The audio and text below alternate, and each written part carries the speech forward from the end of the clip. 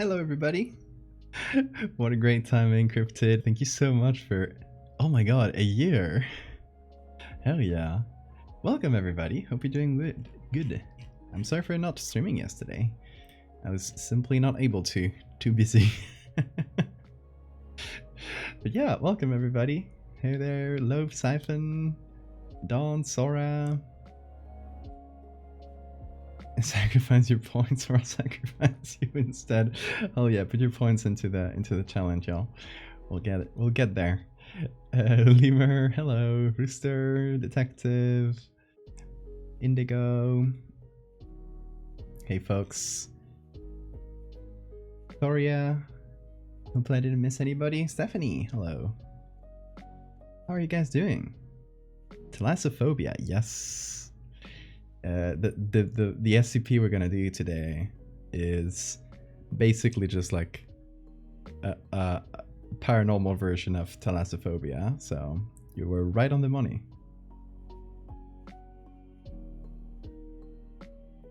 Pyro just got off work. Hell yeah, good timing, good timing. See, I started the stream late just for you. Yeah, how's everybody's time zone going? Your anniversary, hell yeah. You didn't realize. Well, you got the new the next little icon next to your name, which is cool. We'll get some soda. Oh yeah, enjoy. Got a little bit of leftover tea.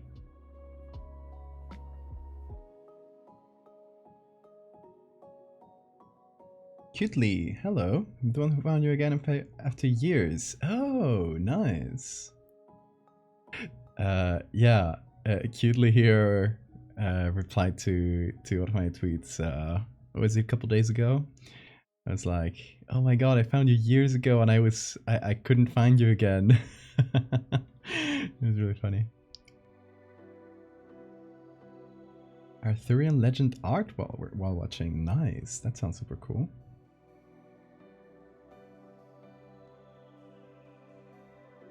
Working on a new profile pic for yourself. Nice. Cutely and Doc, thank you guys for the follows. Welcome. We're reaching the big 6,000 mark. We are so close. 22, if my quick count is correct. 22 followers away from doing a sacrifice. So if you wanna be there for the sacrifice, remember to follow. We're gonna ban one of you, a volunteer. Don't worry, if you don't want to be banned, you won't.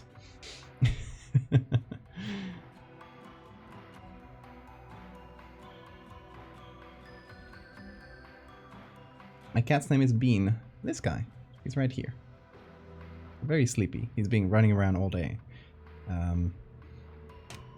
Because yeah, for those who haven't seen the last few streams, we got Morty, another cat. We're cat sitting, and they've been playing all day, so now he's sleepy. They did a mess today. Oh my god. Okay, so they were in this room. I wasn't here. My partner, we were just in another room, and suddenly we hear a bang. Like, oh fuck, what did the cats do? We ran here, and you see that this little like thin little thing where I have the postcards. Well, they had tried. Morty had tried to jump on it because he saw a cockroach on the wall, like up on the wall next to the ceiling, and he was trying to get to it. And he also torn a bunch of the foam that I have on here, like soundproof foam. It's fine because like the part that was like there, and it's not like even visible at this from like the camera's perspective. It wasn't like a huge tear, so like just a bunch of small ones because he tried to climb on it, like it's just a jungle gym or something. So yeah, that was today's crime. Chaos children. And you know the funniest part? They didn't even get the fucking cockroach. It was too far up for them. So I had to get up on the chair and get the fucking cockroach. Oh my god. Like all that mess, and they didn't even get the bug. Come on. So yeah, it's the second time Morty like puts like takes that little piece of furniture down, but this time it wasn't that bad because I guess he tried to jump from like this side, so it fell like towards this one, so it wasn't like as bad as it could have been. The other time he tried to jump on it, he tried to jump from the top here where little nugget is. He tried to jump from there and it fell that way onto the wall and it damaged the wall, which is gonna be fun whenever we move out to, like, I'll probably have to paint the wall, so so I don't have to pay for that. So yeah, fun cat crimes for today.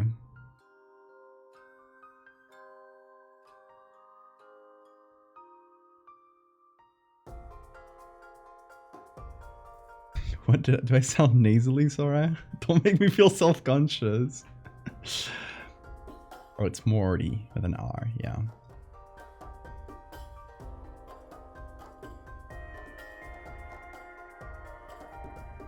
A podcast about cat crimes called the True Crime Podcast. I love that. Alright, so today we are working on another postcard design for the SCP Archives podcast. Really cool podcast if you like SCPs and you want them to be narrated instead of having to read through them yourself. It's a really nice little podcast, and I've been doing postcard designs for them for their Patreon and sticker designs for a few months now. So we're gonna do another one. I'm gonna show you, well, right here, the ones you can see on the corner is the last one I did, and this one I did out of stream. So you haven't seen me do this one on stream. This one's a Mothman one, which, you know, it's like not really Mothman, but SCP's take on Mothman. It's 2901. If you wanna give that a read, and I just have it open here because it is I'm gonna like use the document, like clean it up and use it as a new document. That way I don't have to like measure everything. It's all measured here for the postcard set, for the postcard measures.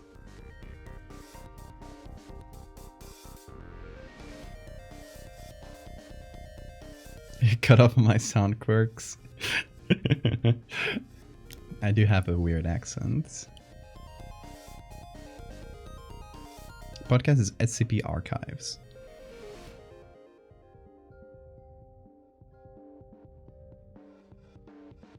Looks like a Mothman in space. I do a lot of like abstract backgrounds for these. Like this was the first one I did for the 3004 Cicada God. But I did this one all in the same style. And, you know, sometimes I will do slightly different ones. Like, why is this one? Oh, there we go. Sometimes I'll do different ones, like this one, which kind of breaks the fourth wall. Or this one, which is made to look like an old VHS cover.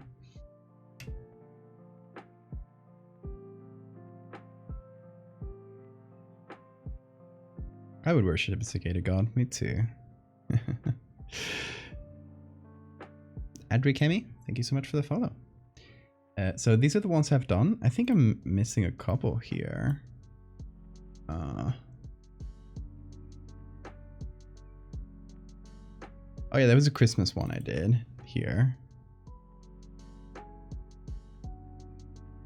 But yeah, I think I've shown you all the others. Oh, and I've done some sticker designs, like this one for a cursed chewing gum that makes you stretch your arms infinitely. Or where's the other one I did? Oh yeah, this one was meant to go with the Mothman, with this one. So the whole idea about that article is that Mothman is like takes the form of what people think it looks like. So the legend, like the urban legend of Mothman grew, and then it started to take the form of what people considered Mothman looked like. So the SCP has this program of like misinformation where they basically try to spread like images of Mothman just being really cute around the internet and around like media to change people's perception of Mothman, so it stops like eating people and causing accidents, and it starts being just a cute little thing. So there's a sticker I did for that. Approved design for this information campaign. It's just like a cute little Mothman that I drew. And you know, since they were together, it was like, you know, it was a good companion to the postcard, I think. Thank you so much, Adri. You're working on a Weevil-based SCP? Now that I can support. I love Weevils. Best bugs. We gotta spread the moth-ass image. Yeah. In the SCP universe, that image would actually literally make Mothman cheekier.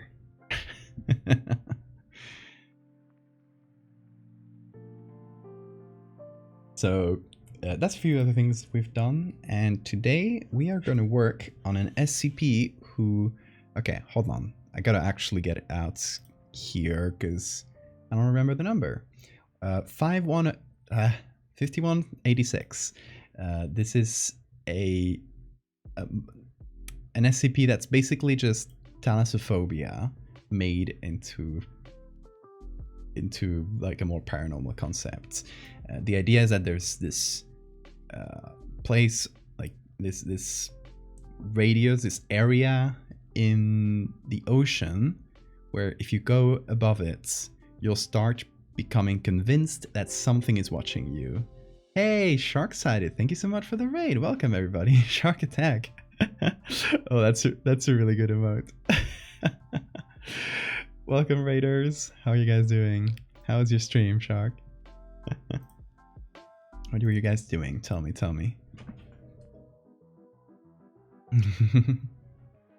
We're working on some horror arts. Specifically gonna do something related to an SCP. Hey, thank you for doing that shout out, Sora. Go check out Shark-sided, y'all. Playing the new Observation Duty game. Nice. I haven't played that yet, but I've heard good things. Well, that's actually really appropriate for today, because we're going to do an SCP that's related to thalassophobia, or the fear of the deep. So I have an idea. I have a couple ideas that I want to try out. Yeah, what we have here is a Mothman. Well, this is just an example of a postcard. What we're doing specifically is going to be a postcard design, but these are some of the ones I've done in the past. So I've done this one for the Cicada God SCP. So there are a few of the ones I've done, just to give you guys an example, and because I'm reusing the document to do this one. Oh, also let me know. Let me quickly send a message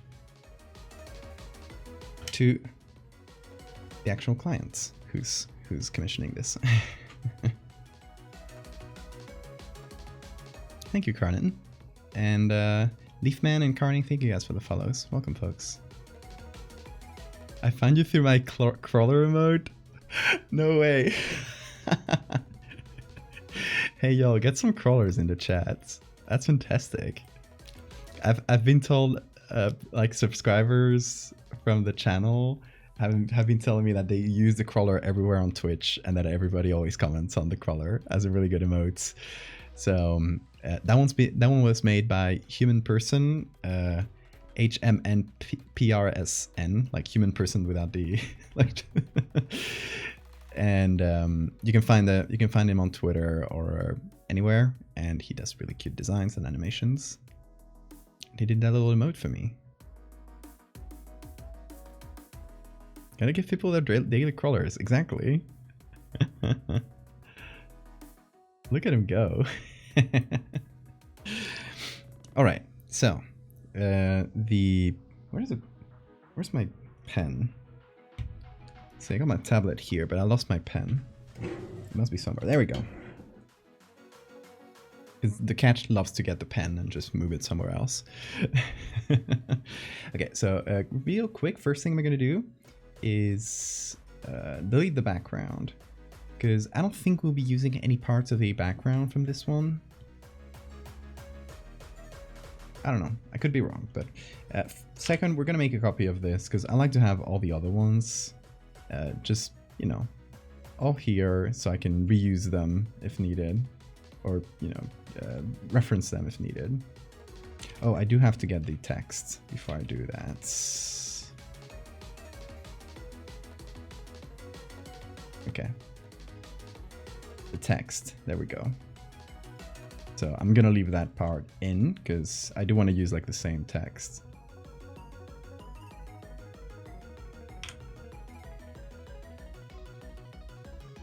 So yeah, the SCP we're doing today is basically just an area in the middle of the ocean. I think it's like off the coast of Chile, if I recall correctly, but I might be getting the details wrong.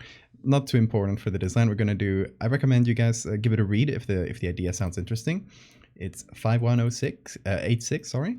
I will give you guys a link so you guys can read along or just check it out in your own time if you want.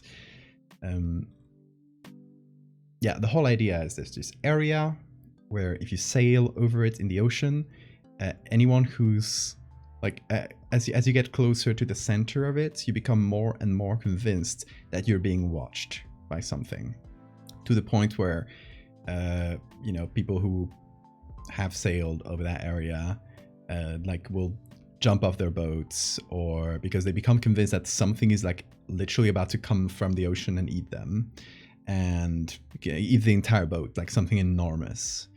And so it's led to people like jumping off their ships, causing accidents, even like just people flying over in like aircraft have crashed. So it's just deadly because of the psychological effects of it.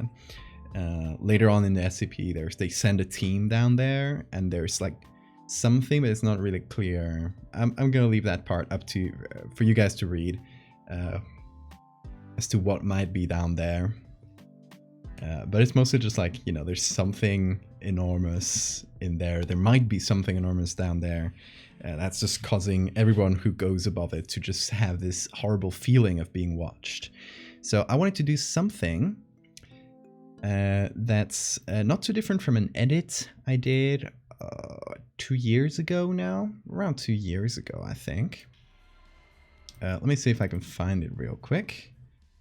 It was oh yeah, you remember. So I did this one, just like a freighter, and down there you can see the shapes of a brain, kind of a subtle one.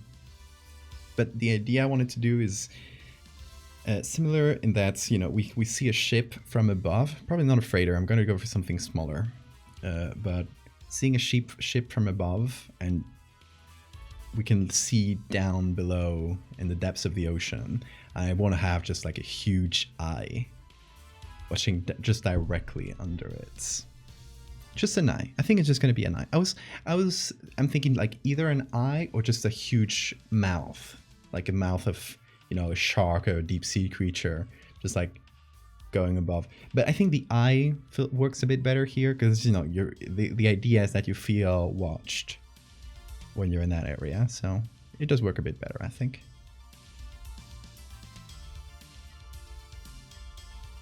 The SCP bagel image. So yeah, I want to do something like that.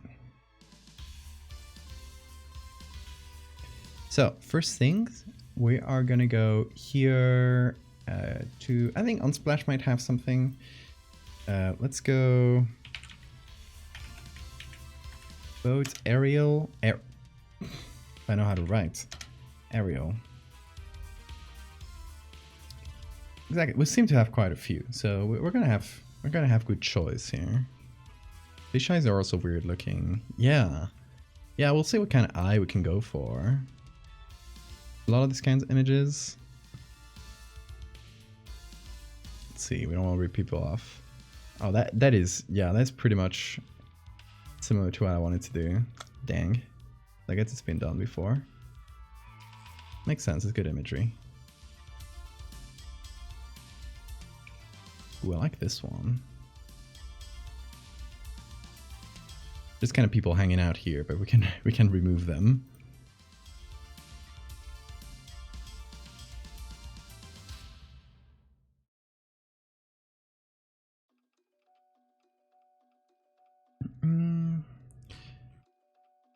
I was thinking more like a fishing boat or something. Something not really fancy, like not a yacht. This one's quite good. We can remove the US flag. Maybe put an SCP ensign somewhere like that, the logo. You can one-up them. 2 eyes. 3 eyes. You know what? Victoria, you are actually right on the money, I think. I think we can do like a bunch of eyes instead of just one. That would be fun.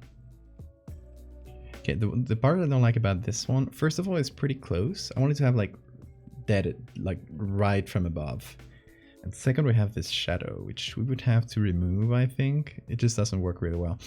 So I do like the boat in it, but that's it pretty much. This one's pretty cool, but it's clearly very shallow looking water. It doesn't feel like deep ocean, you know?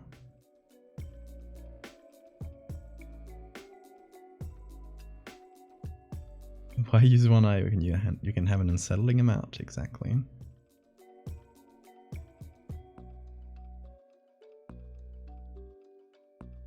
Okay, so first of all, let's just find a cool ship.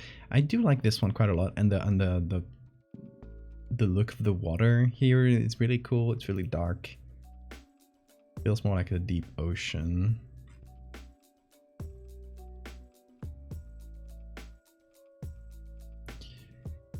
This one's pretty cool too. I don't like the idea of just like people hanging out in it, like just on vacation. It has to feel a bit more, you know, like, oh, just a small fishing boat or something. Ooh. Okay, I'm a fan of this one.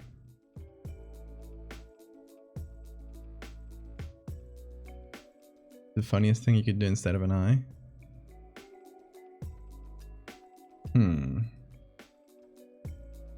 This. Just getting closer and closer to you.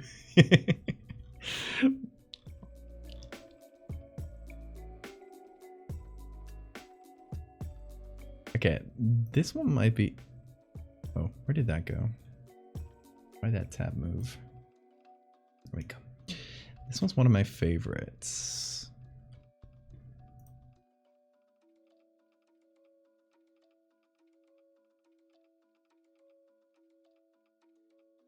This one seems like a sailboat again.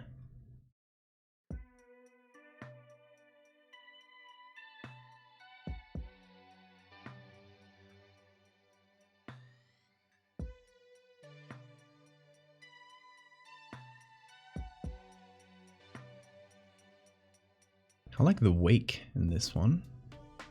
Very nice wake. It's kind of in the corner, but we can combine it with whatever other shape we have.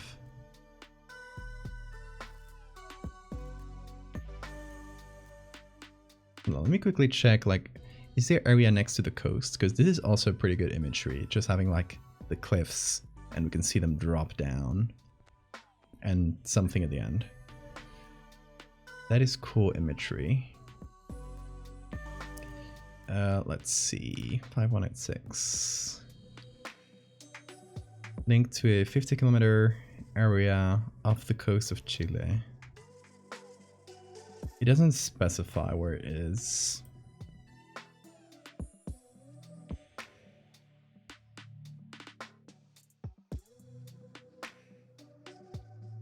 just like generally off the coast.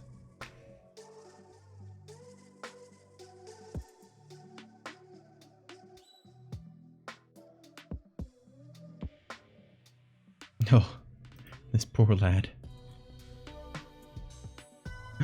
This is cool. Small rowboat. I like this one. It's like just a single guy with with just one pedal.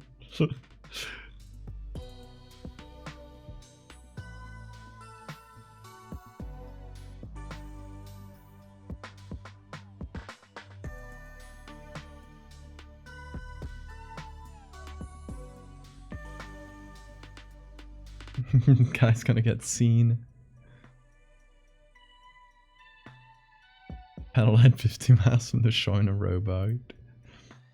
Oh, 50 kilometers is less than that. But we don't know if it's 50. Well, I guess if it's a 50 kilometer area in a circle, it is at least 50 kilometers off the shore.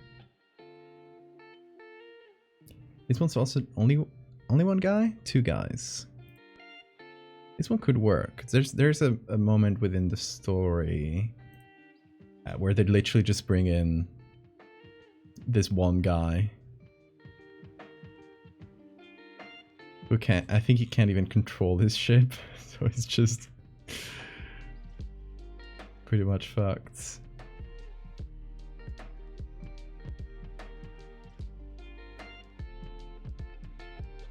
So this one's pretty cool. Also, it's vertical. It works with our constraints here. Can I download it? Why is it there? There we go. I think it's finally downloading.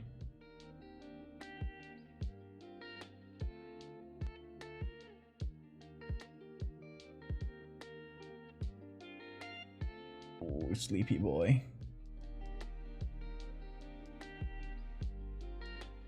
Okay, let's hide the text for now, because we don't need that.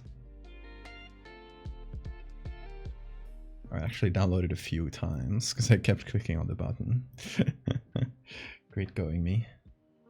This soft light, there we go. Okay, that works quite well. I want to keep this ship small too. Like, pretty much in the center, because I want the eye to be the main thing here, or eyes, or whatever we end up going for. I want the pupil to be bigger than the ship, you know?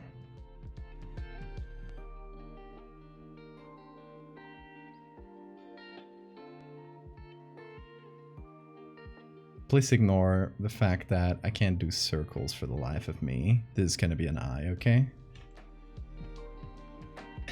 That's the idea.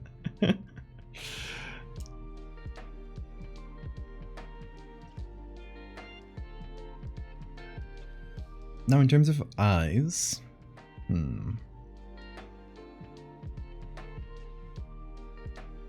wondering what I could do here. It is a sketch. It doesn't need to be perfect. I mean, it's just to show the idea. It's not even a sketch.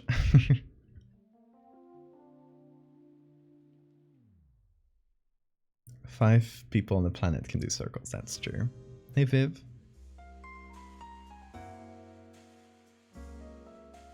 He's taking a shower, yeah.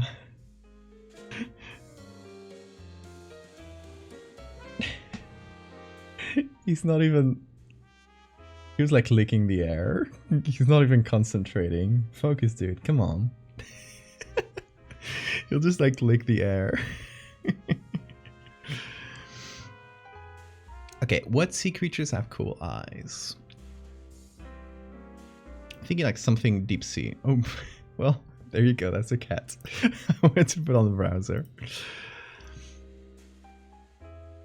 Let's see. Let's just Google here. Let's see. Shark eye.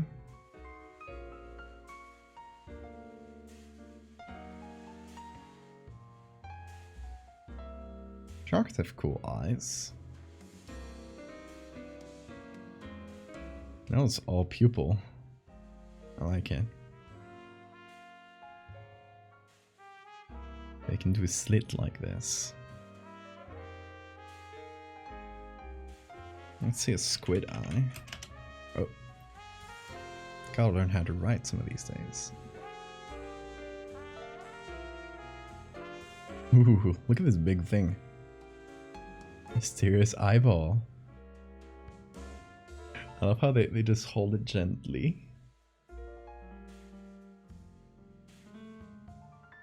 Yeah, cuttlefish have these really cool eyes. But I don't think it'll work for this creature.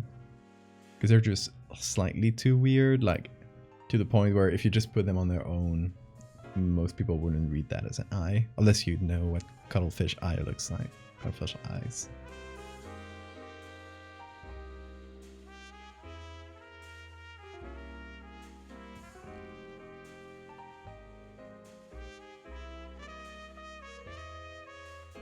Sharks are cute though.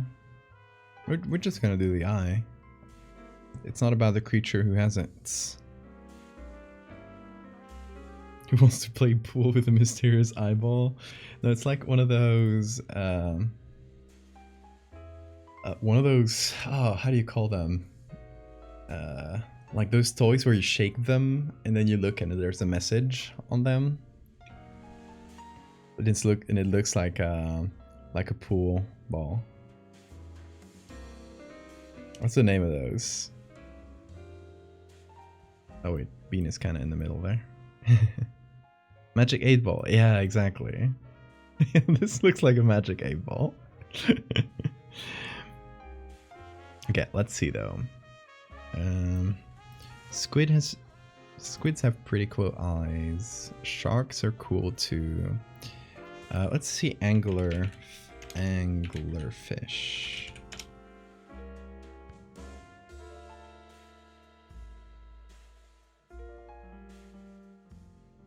Ooh, that's fun.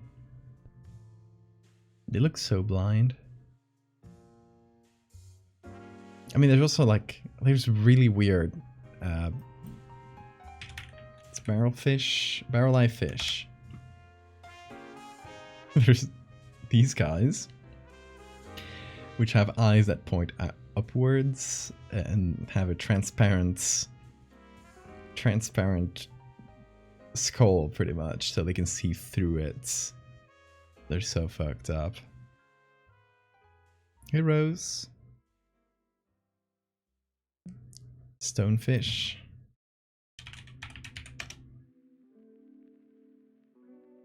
Oh, those are the ones. The stingy ones. They do seem to have cool eyes. Really small, though.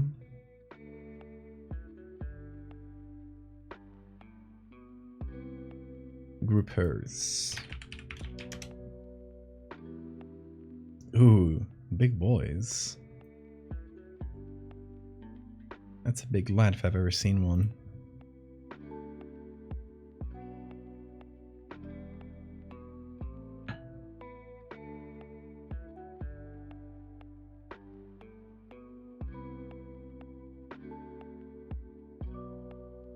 Yeah, I was thinking about that, Skeletal. I think, you know, with decay specifically on eyes, I'm probably just gonna make the pupil look kind of hazy. There's not much more that I can do there. Mantis shrimp. Oh, they have cool eyes, yeah.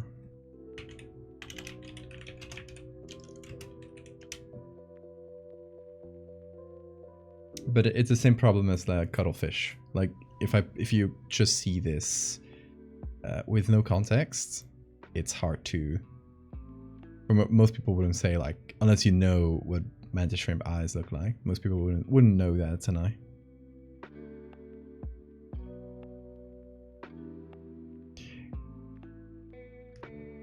Oh, Rose, we're looking for fish eyes, because we're gonna put that here below, looking at us from the depths. Can fish get cataracts? I don't know, but we can pretend they do.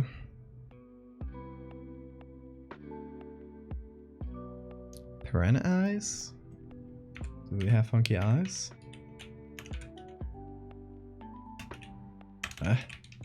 Terrible at writing today. they're red. That's fun.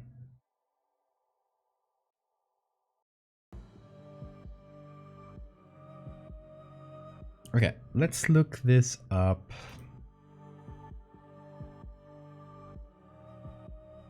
On Creative Commons licenses.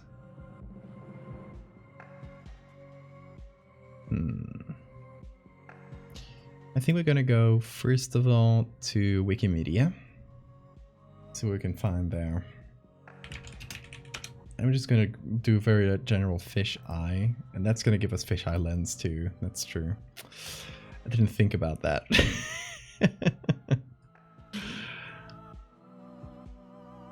But we could find funky fish eyes too. Like, look at this. Look at this boy. Not good quality though, so not great for us. And that's a cat eating fish. Enjoy your meal. Why are there so many?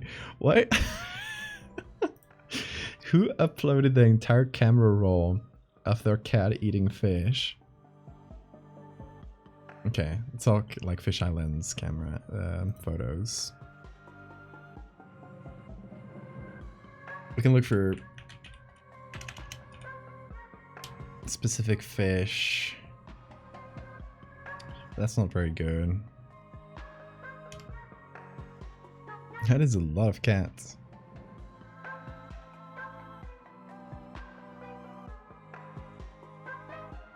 I gotta use that cat.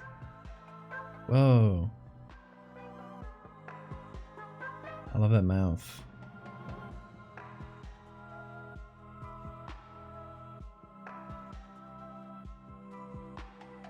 Oh, this is purple. Oh yeah, I've used this way in the past once.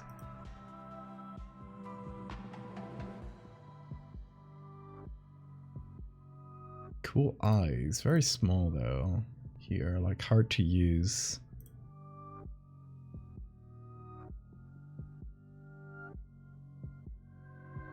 It seems to be the same one from here.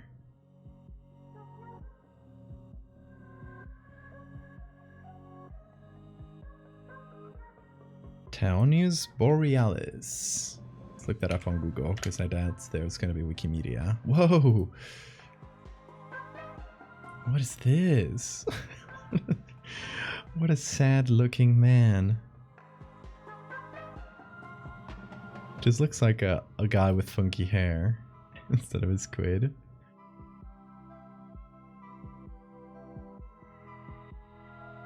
A very good little lad. Highly doubt there's good pictures, usable pictures of them though.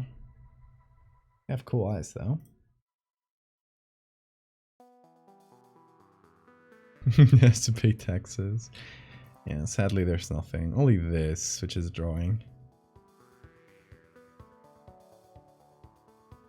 Oh, vampire squid.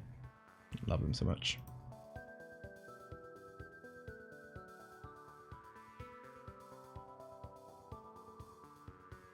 Okay, we might have to be a bit more general without search. Let's see squid eye. Those are very much not squids. Yellow-eyed penguin. Cool dude though. Cool penguin.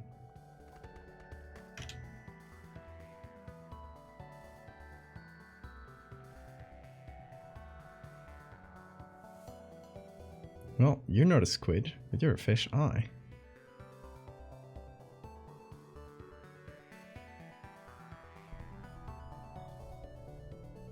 Lots of cooked squid too. Whoa!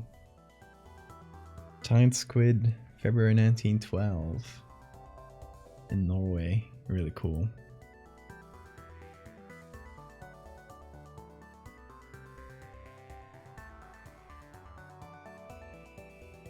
Flounder, yeah, flounder might have some good results.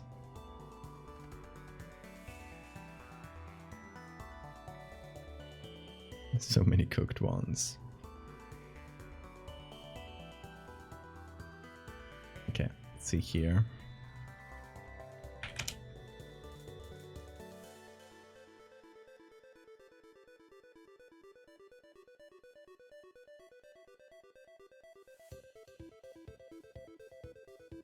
Flounders are body horror.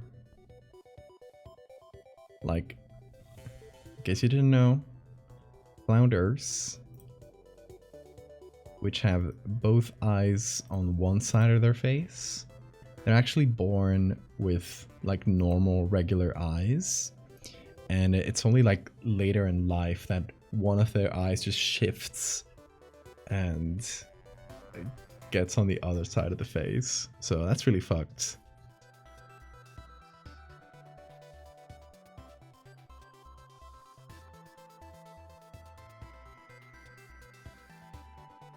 They're funky. Not good pictures of flounders though. More cat eating. We're getting so many pictures of just cats eating fish. Good for them, good for them. Okay, nothing great in terms of flounders, unfortunately.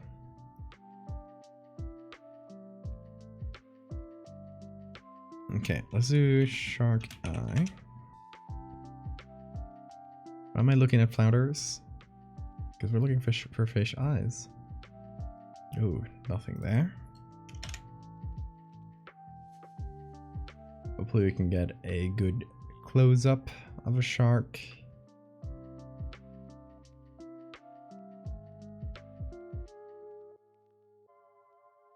I'm glad Wikimedia doesn't have fucking AI images, because lately, if you look for shit in like pretty much every stock photo sites, it's full of AI bullshit. Like, oh, the worst one is fucking Adobe stock, and I hadn't noticed this. Okay, let me show you. Give it a second in the background there for it to log in, because it always kind of takes a while to load. Okay, here we go. Okay, so I usually search in like the free part of Adobe stock, which I've never seen an AI image in the free part, because obviously they want to sell them. But if you just search for everything, let's just search for fantasy, because then you'll see. It's all fucking AI. Like, a huge amount of it. The first one seems like AI. There's so many of them. Look at this trash. It's so bad. And they tell you AI generated, which, like, okay, at least you're open about that. And then they give you a filter and you can say, please no AI. And you're like, okay, now I can browse the results without the AI ones. And guess what? It's still full of fucking AI shit. It's dire. It's really bad. Like, people don't tag it as AI, so I guess they just let it slide. Like, this is in the no AI part. This shit is in the no AI part. Like, come on. There's so much of it. There's so much. Anyway, it's fun. I love stock sites now. They've just become exponentially worse. Because who the fuck wants that?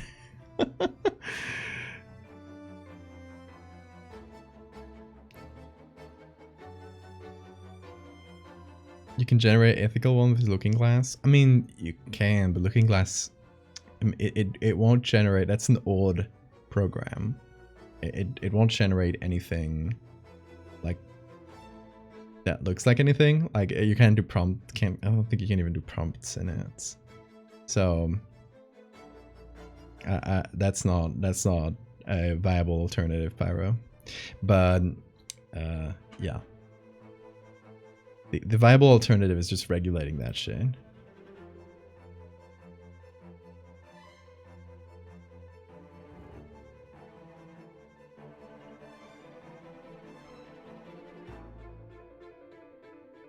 Whoa!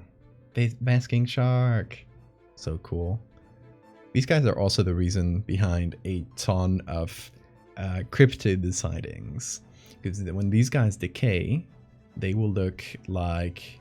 oh, what's the name of that one? Hold on.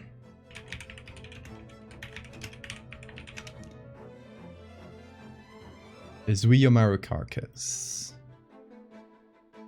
This thing, classic cryptid image of this decaying carcass that was found by this fishing boat. People are saying, oh, it's a, you know, it has like this long looking neck and it just looks like a dinosaur. No, that's just a basking shark. You know, when you lose this part, it looks like it has a long neck, but...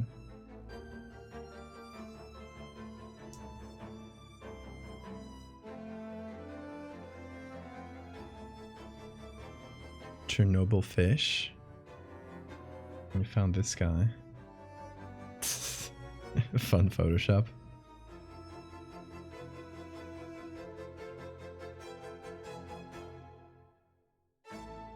A naturalist has been tricked with AI art. Oh, no way. They become globsters. Yeah, they do. Put some shark eyes in the operating room. Is it shark eyes I can use? Or it is just off of Google or GV?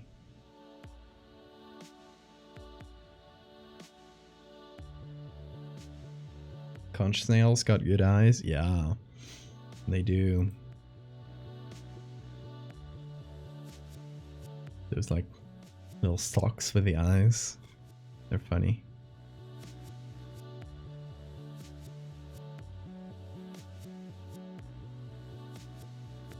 Okay, I might look this up. Let me just look at sharks here. Because I'm pretty sure there's going to be some close-ups.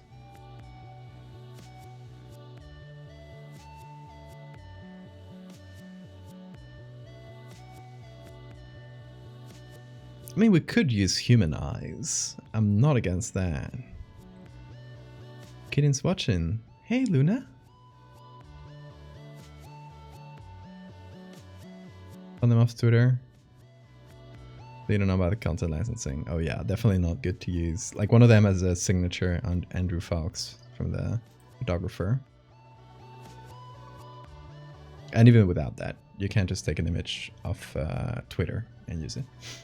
Unless you have to, unless you do like the whole research of like who's behind that image, but 99.9% of the cases it won't be public domain. That's really rare. Luna did a little meow. Oh. We're friends now.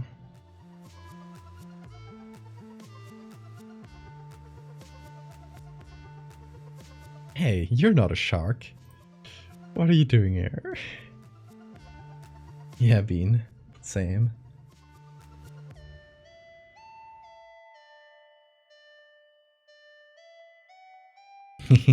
Look at that little smile.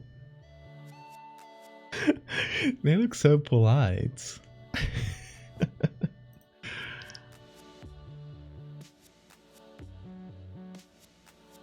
Oh, real cryptid sighted.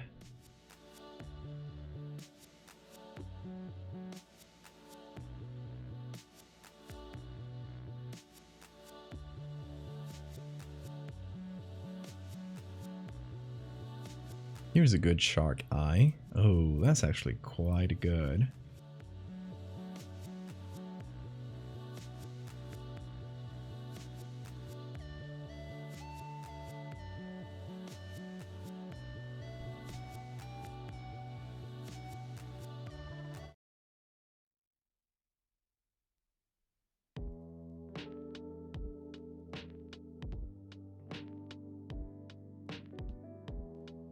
What? I keep getting cats and cat-like creatures in my search for sharks.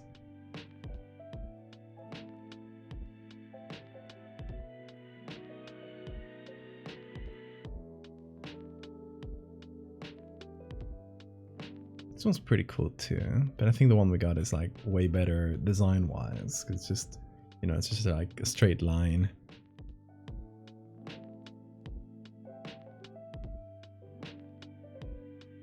Hammerhead eyes, yeah. They're so silly.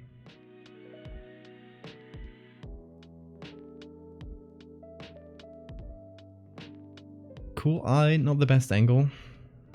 Oh, where are you going, Bean? Hello. Wanna come up here? Ooh, baby. Yeah. Let's go.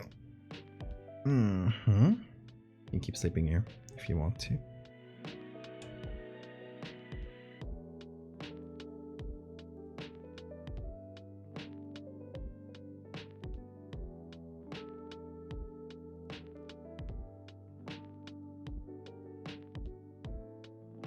What has it been? Are you sleepy? Oh, yeah. Whoa! Someone clip the Bean sneeze.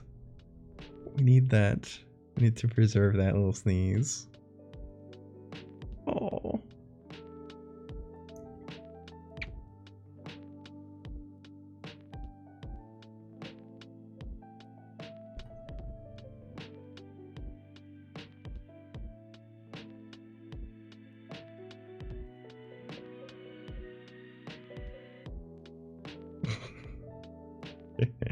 He's such a sleepy boy. Wow.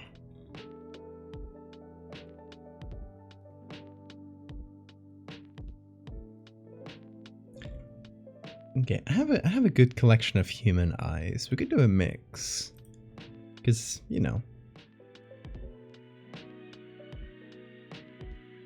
Like, giving it some human characteristics would probably make it feel quite kind of creepy. I like that. Okay, let me search in my resources folder. Yeah, thank you for the clip, Sora. The Bean sneeze immortalized forever. Hear that, Bean? Famous. Okay, let's see. Where do I have eye pictures? Okay. I have a few in my resources folder here. Specifically like pretty fucked up eyes, which is funny. It's fun to use, like it's cobolomas and weird looking cataracts. This one I've used I think a couple of times because it just has this cataracts. But this one's really fun. I don't think I've ever used that.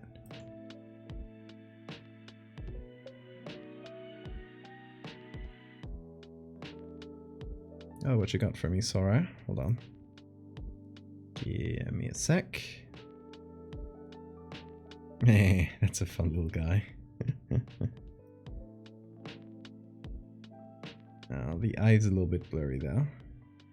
Can't really be used. Should we give this man a treat? I got his favorite treats. Actually, I just found a bag that I had lost full of his treats. Yes? Bean? Ooh, you know it's... He's about to go crazy. Watch him. Oh, he's purring incredibly loud right now. Oh. Yeah. He nearly jumped off my shoulders just to get it. He loves these treats. Don't you? Yeah, you do.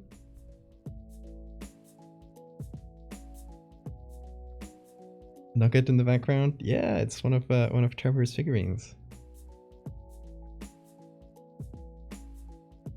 What's up, baby? Yeah. I love that, don't you? Oh, yeah.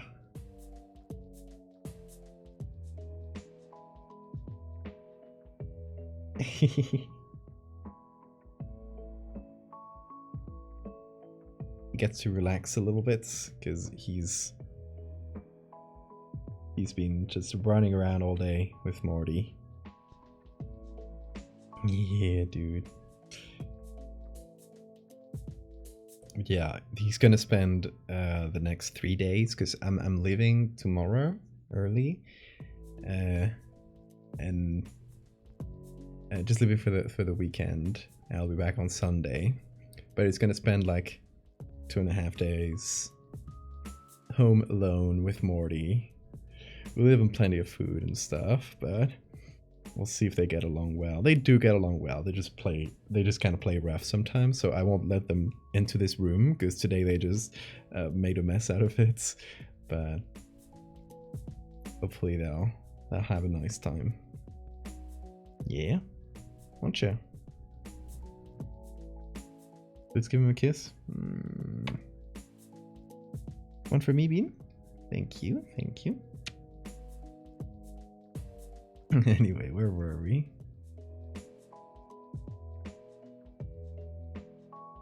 Oh yeah. Big shark.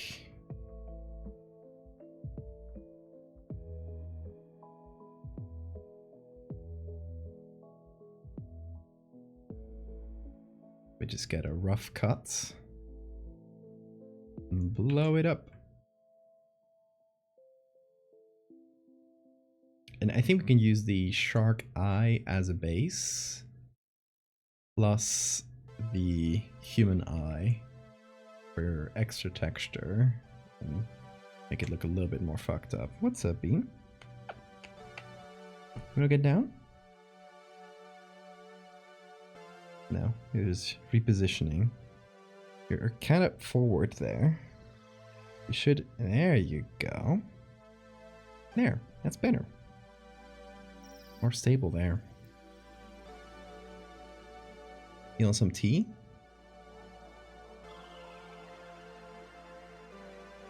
What does it smell like? He loves smelling. Whatever I'm having food or drinking something, he just wants to smell it real quick. Just to make sure what's in there. It's not a real girl. Thank you for the follow. Also, I missed. Oh my god, I missed a couple follows. 15 stock and iChan VT. If you guys are still here, thank you guys for the follows. I think that was during the raid. Up close, not the best. It is the best we got. We'll see. We'll see if it works out.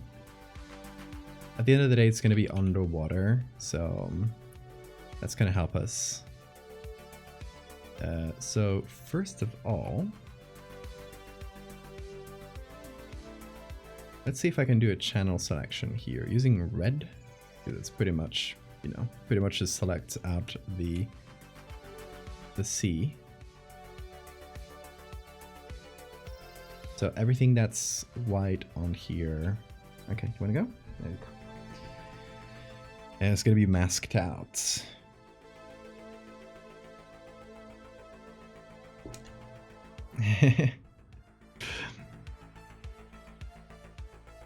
Thank you, Grill. I just realized it's Grill and not a girl. Thank you.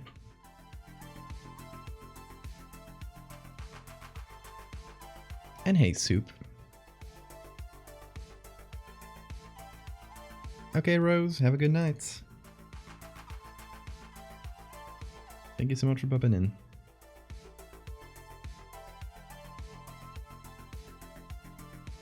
This one's, oh, the other one.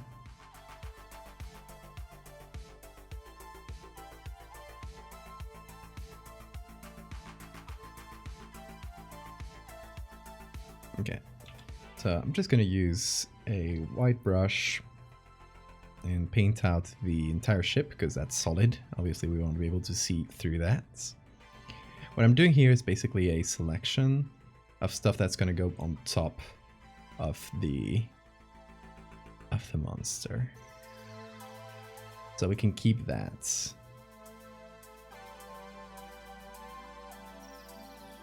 And whatever we put on here, we can keep it as a selection. So, if I put an eye, that's gonna stay on top. It's not obviously the only effect, but you know that this part will always be on top, whatever other effects you do, so it's helpful.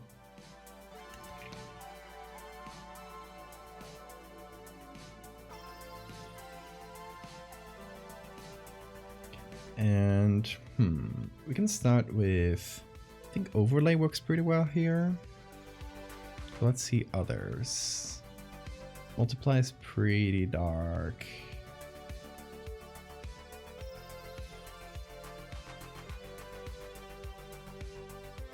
Ooh, that's funky. I like that.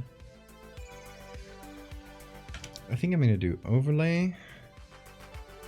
I'm gonna reduce the saturation a bit so it doesn't get like these colors from the edges.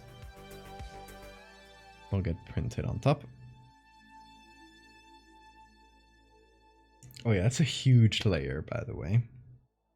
Like, oh, this layer is so big that it's 5.68 gigabytes. The whole document is, which is ridiculous. And if I actually like simplify it, which I got a shortcut for, it goes to like half a gigabyte. So that one layer, see, this is why sometimes there's like one rogue layer that's making the whole document blow up in size. That layer was 5.2 gigabytes or something on its own.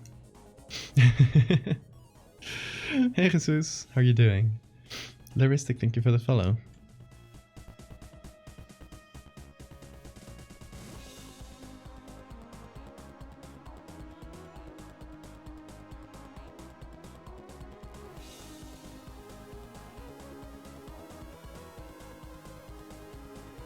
Okay, so I'm gonna put these in a group.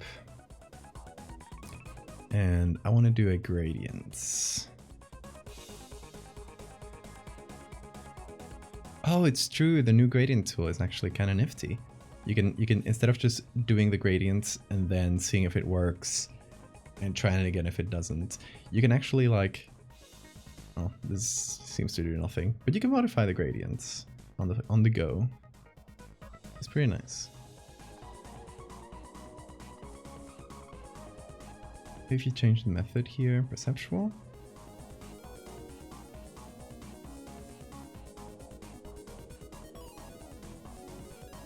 There we go.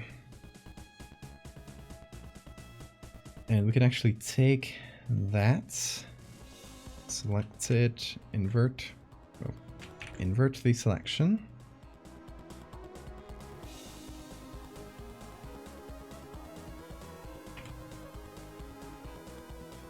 And darken everything outside of it.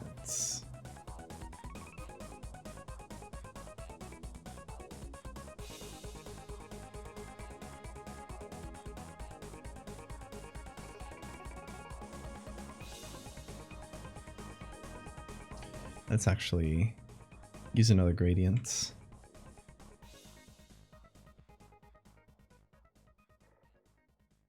Is that, oh, hold on.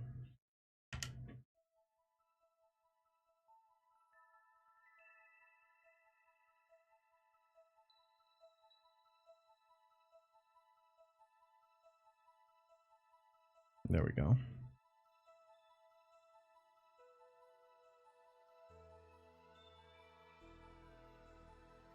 So with this, I can reduce the gradients to whatever I want.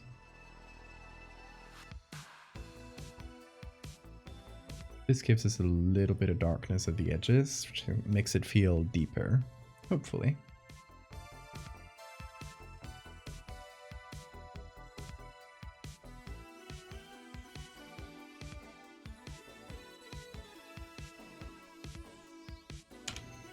And then let's try different effects. Like for example, this color dodge. If I blur it,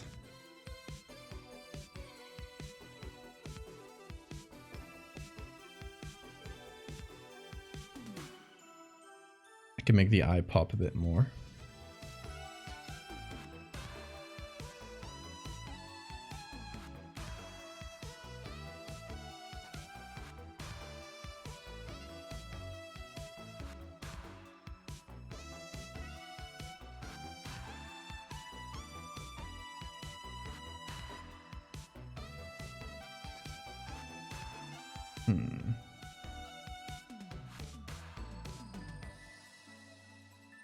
Trying to think of methods I could use to make the eye pop and be a little bit brighter without like going too far, and you know, it has to be like deep below still, but I want it to still be visible at a glance at least.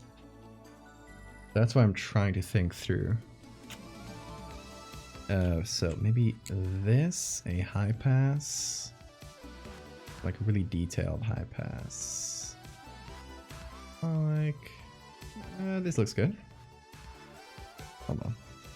I will make this into a smart object, then do the high pass. And I will put that in hard lights. Too glitchy looking.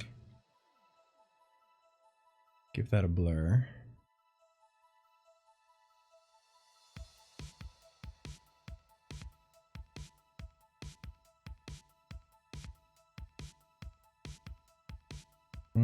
Maybe a sharpen.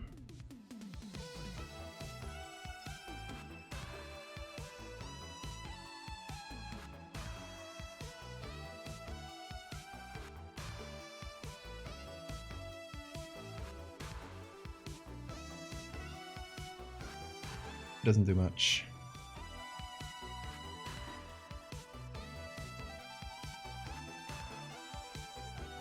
But it does help. It does help a little.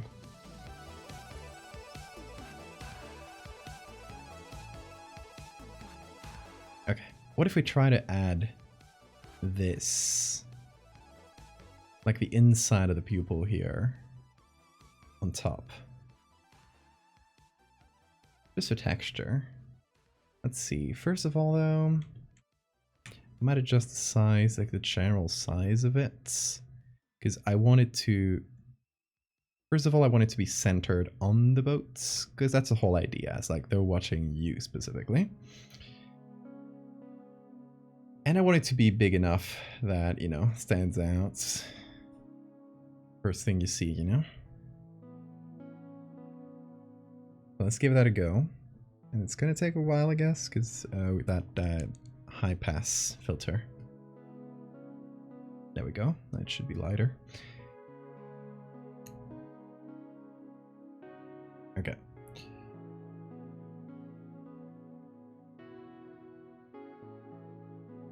I'm also gonna go a little bit darker around the edges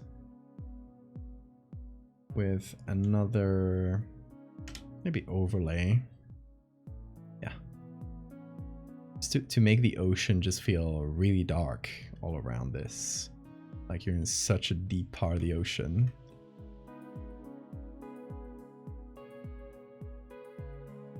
We gotta be careful though not to go too dark, because this is gonna go in CMYK, which is a, you know, it's not the same color space as your screen. Your screen is RGB and printing is CMYK, which as you can see as in this preview here, just makes everything a little bit more gray. Like the darks don't work as well. So you gotta either exaggerate it or just like generally go a little brighter to avoid that. So for example, if we remove this,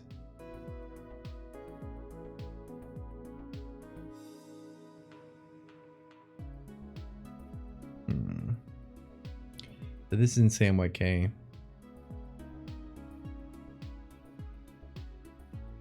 It just flattens the image a lot.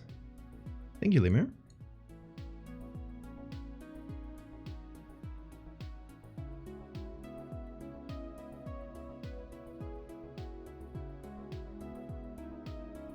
There we go.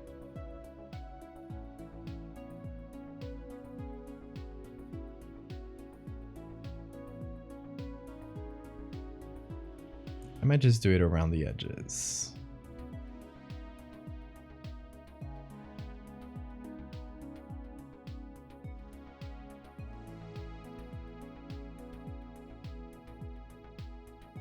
And that still works pretty well. Because it still shows the gradients. Okay, color-wise, what should we do here in terms of color? Oh, we can do... Before I forget... Let me do something real quick here. Right, I do a copy of the original layer and then just turn it into a black and white simplified version with this. And put that on hard light. So, you know, we can use that to bring back a few of the details. Like the water going over the eye here, for example. Maybe hard light is a bit too strong. But I think soft light works. It's not the biggest thing, but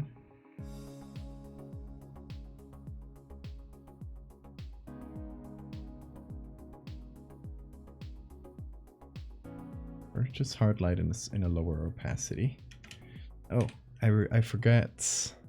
There's this line here. I don't know what it is.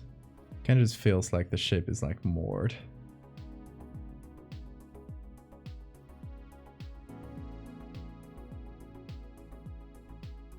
Which it isn't, because we see it has a wake, but so. There we go.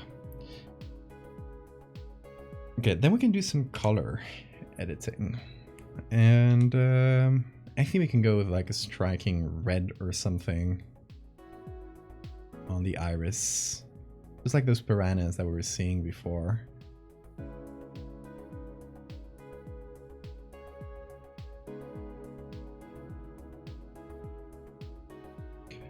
Like something that gives it a little bit more visibility. And looks cool on the design, because that's pretty important. Oh, we also gotta make sure it doesn't. Okay, so these lines here, the inner line, it just means, you know, this part might get cuts, like that's the bleed basically. It just means, hey, this part here could be cut potentially, and the outer one is just the cut line. So everything that's outside this line, it doesn't matter. Like it's not going to be visible. It's just going to appear in case, you know, the cut line, in case when cutting it just gets a little bit shifted. This is kind of a correction. And let me do a quick check here with the rulers. I'm gonna go to 50%. Oh, the ship is not perfectly aligned, which is why I was having a little bit of trouble aligning the ship and the eye and keeping them centered. So let me take all the copies of the ship and just do like a little bit of rotating.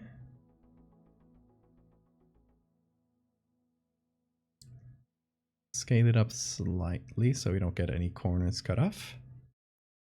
The red does add a lot, I think so.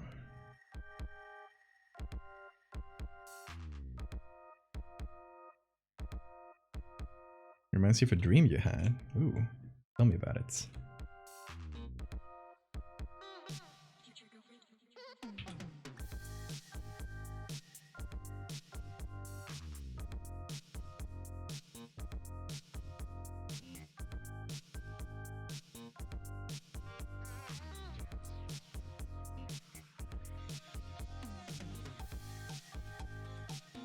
Okay, I want to give this a little bit of texture in the iris, since we don't have a lot, just because of the picture of the, you know, maybe shark irises just don't have a lot of texture compared to humans, but also because, you know, the original picture, we're kind of limited in the quality we're working with, so it just adds a little bit of texture to it. I like it.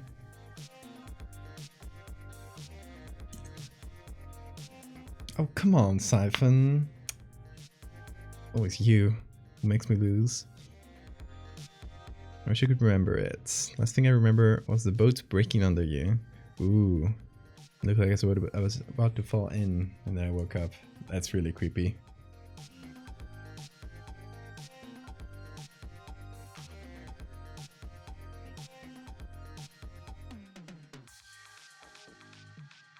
Okay, let's see here.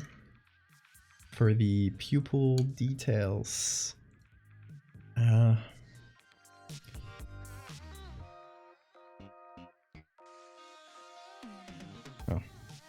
make everything black here.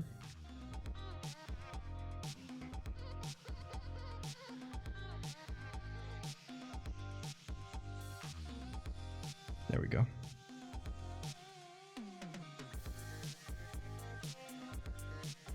So we would have to zoom in.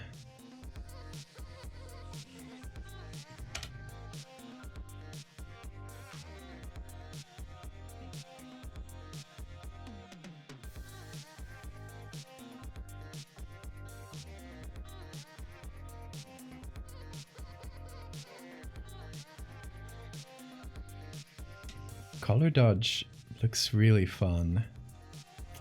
Maybe a bit too blue.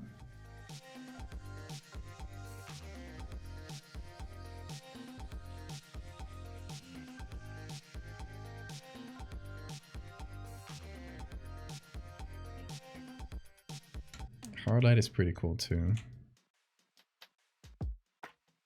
Kind of looks like a mouth. Yeah, it kind of does.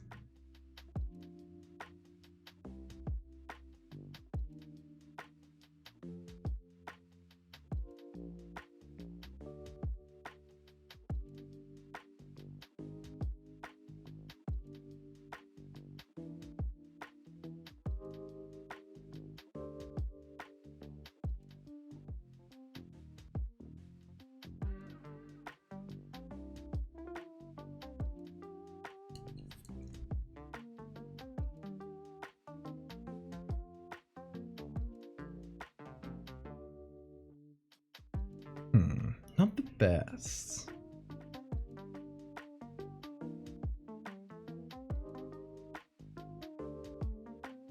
Yeah, I don't love that. Let's try another one of these eyes. Maybe not that one. Let's see. Let me go to my eye folder once again. Which I won't show you because it's full of guts.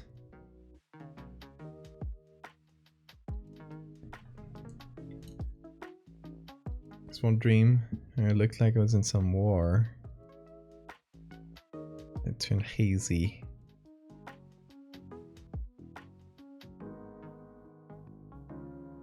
That sounds fun. Ooh. Creepy.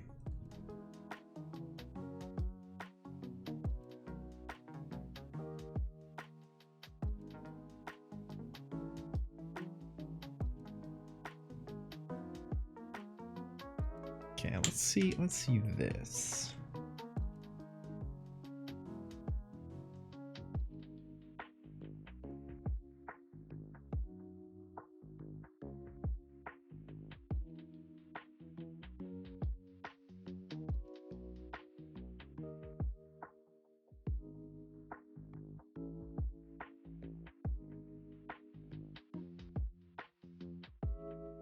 Dreams can be cool.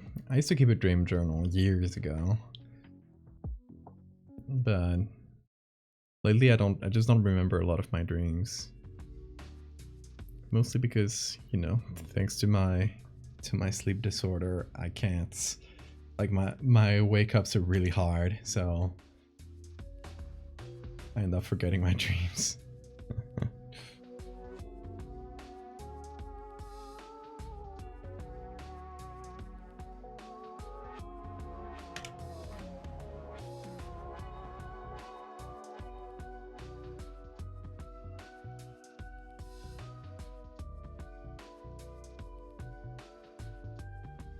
I'm gonna try something.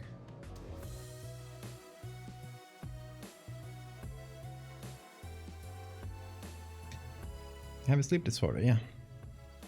It's called DSPD. A late sleep phase disorder.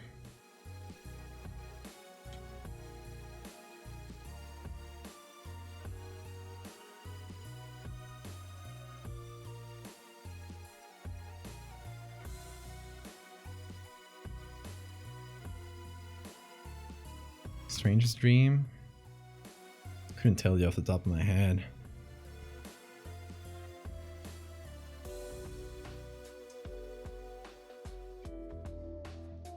Dream landscape? Like recurring locations. I don't think I've ever had like recurring locations in a dream. It's interesting. Except for like common places like my house and stuff.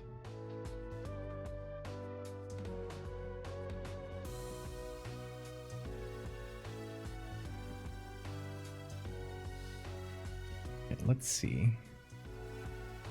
I combine these.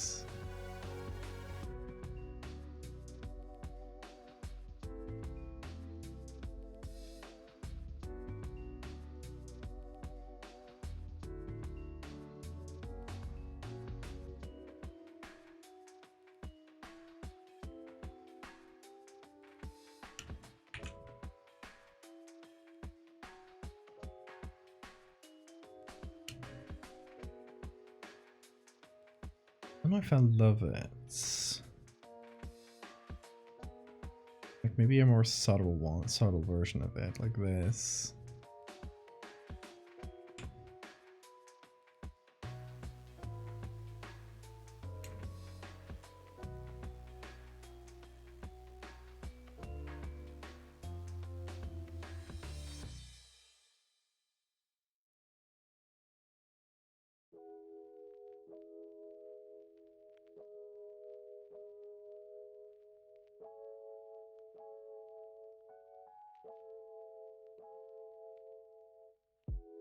The idea is to make it feel like it has a cataract or something.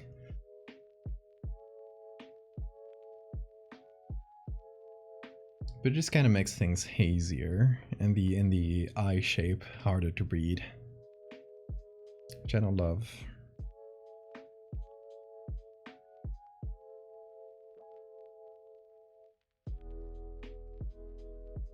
Turn into short comic. Ooh, nice.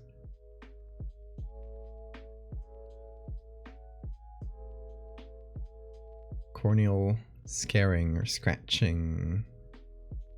Could be.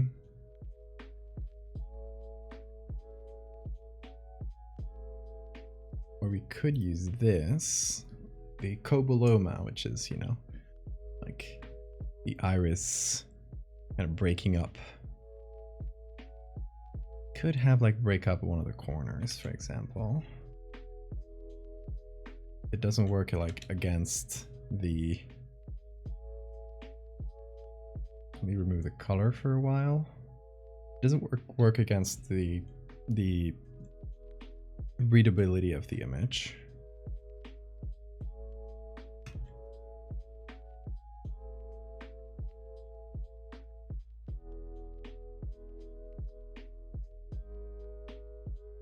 Ooh, maybe this little strand here, like connecting two sides.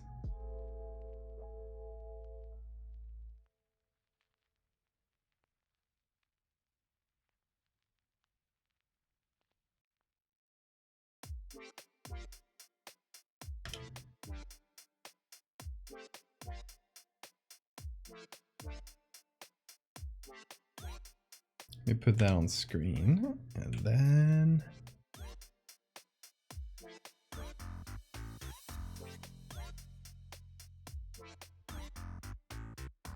adjust that a little bit.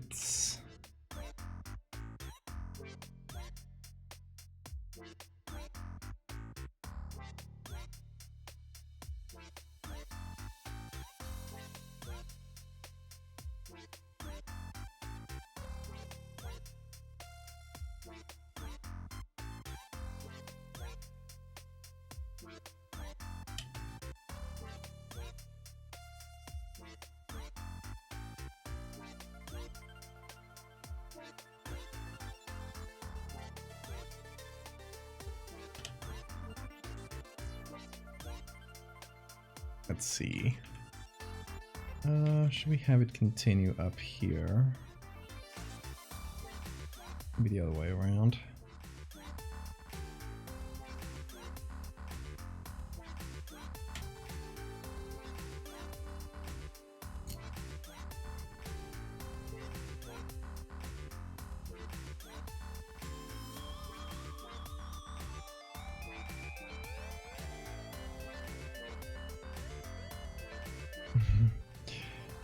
That's a cool dream.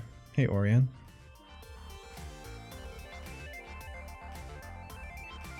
Went to make rice and came back to literally my worst nightmare. Thank you, thank you. High praise right there.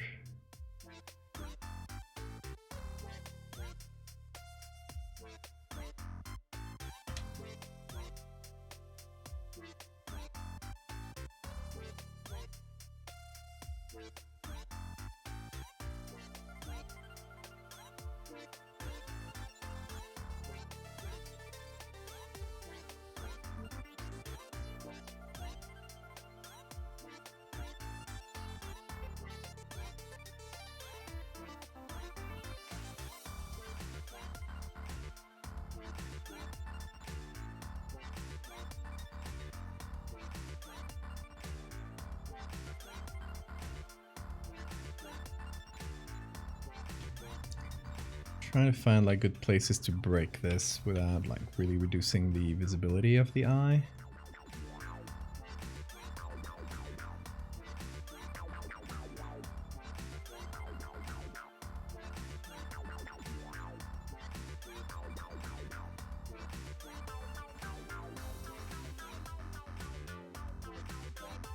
This could work.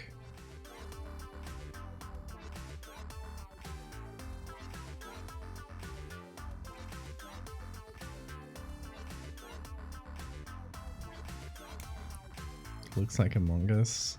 How?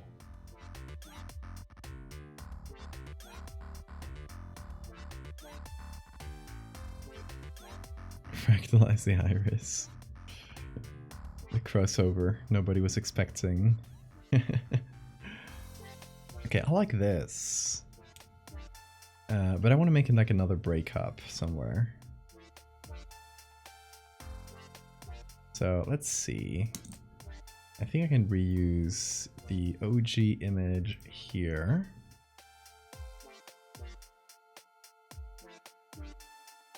Just like break in a different way.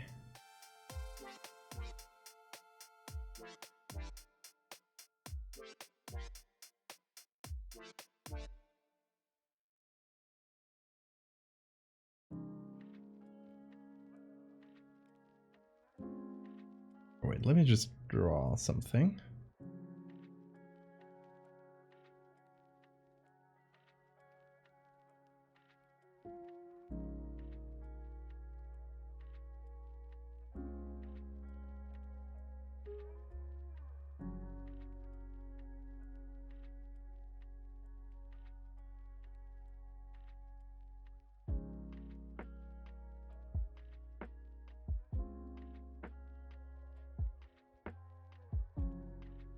Trying to think like what shapes could be cool and look broken without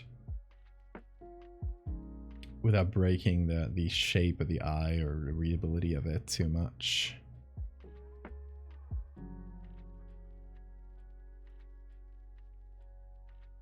Maybe just like a tear, like a hole here.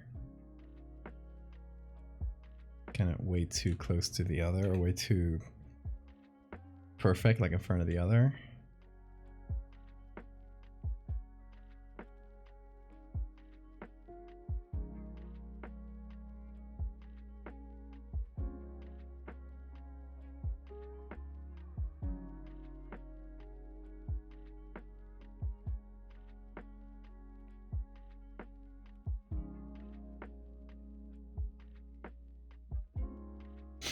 I think that's pretty nice. What do you guys think? Should we keep the holes or remove them?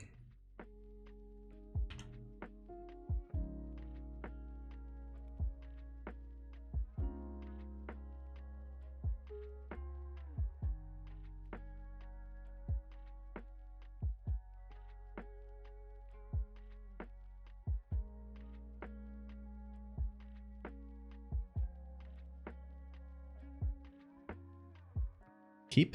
Okay. Sounds good.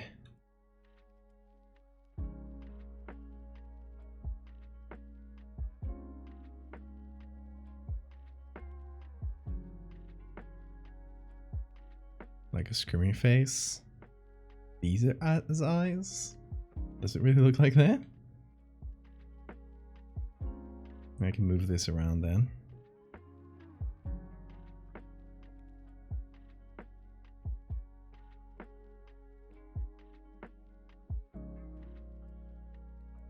It's like further down, maybe.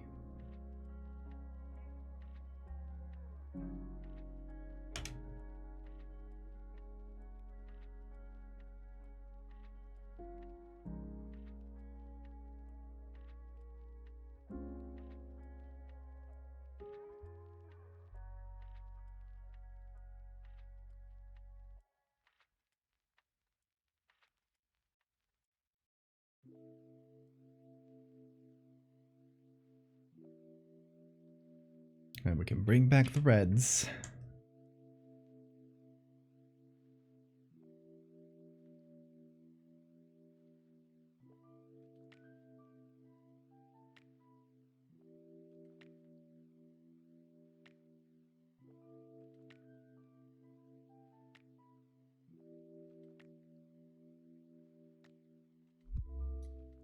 Can do a little layer on top of all of this.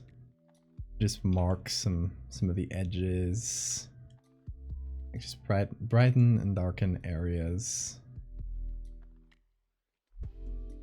For, you know, no reason at all. Because I want to. For readability. For style points. I could do just to help the shape still be quite readable.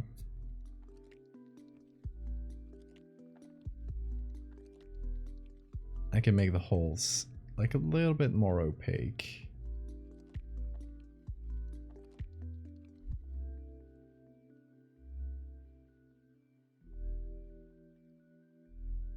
We gotta remove the red from those areas though. Ooh, that's too big.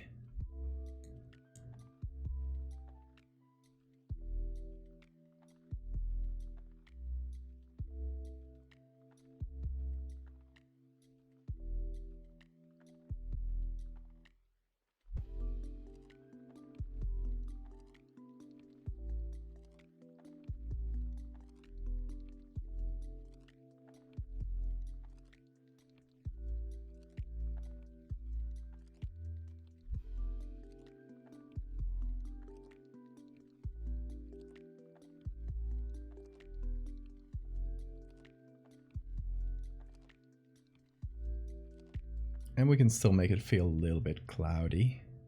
So I do like that.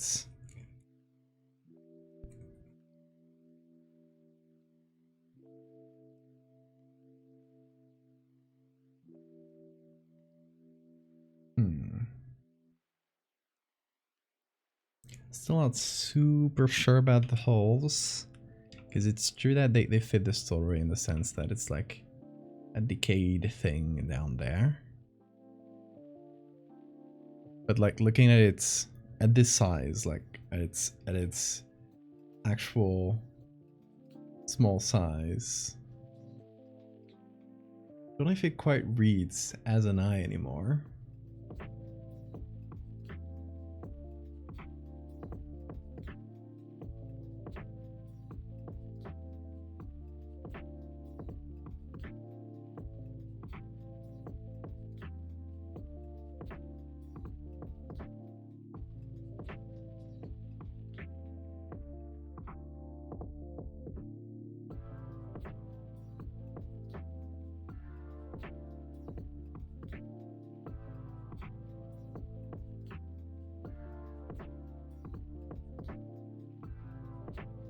I could darken the areas around it too.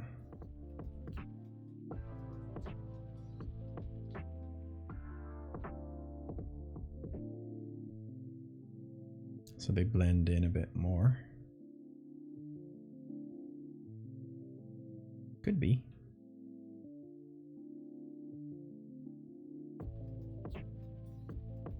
Not a bad tactic.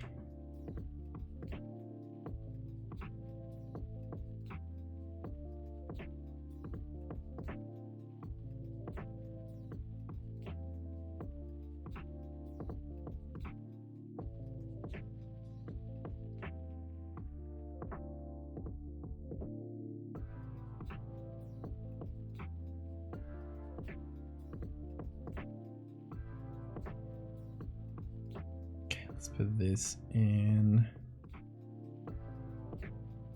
soft light or just really soft normal. There we go.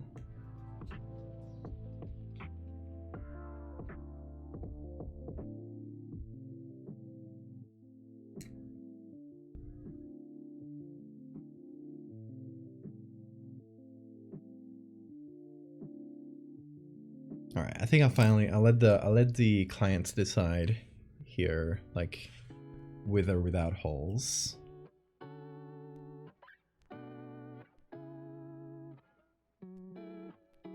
Yeah.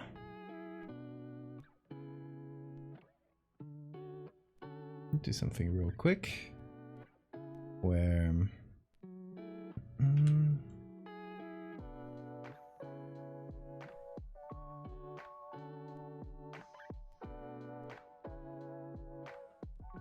do a selection of that.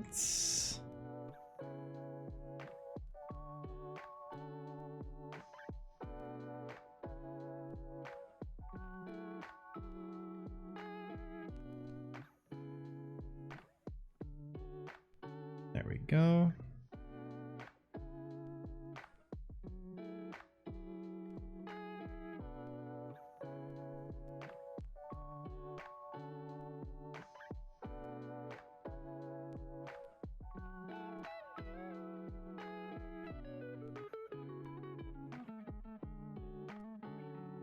Ooh, too pink. I mean, we could make the eyes pink. It would be cute.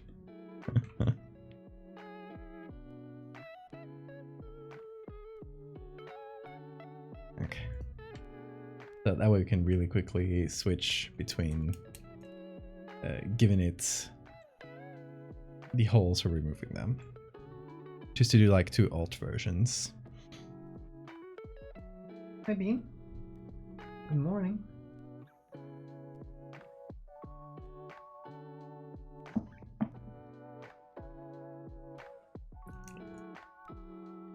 Alright, I think we got something cool.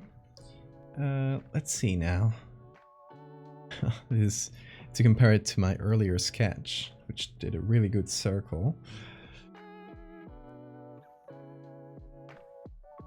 Let's see it with the text on. So this was the one I used for the Mothman one. Just got a blasphemous to add. Look what I did. It knows.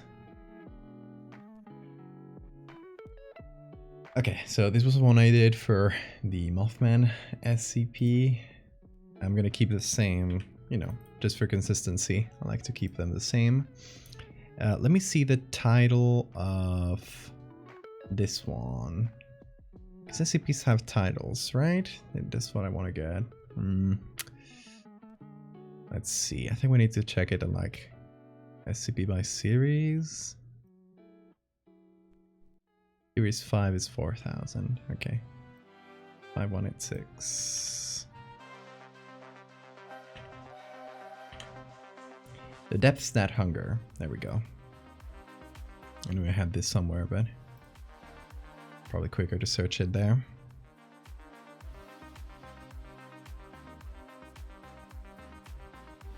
Okay, let's try and fit this now. Oh, I should do all caps.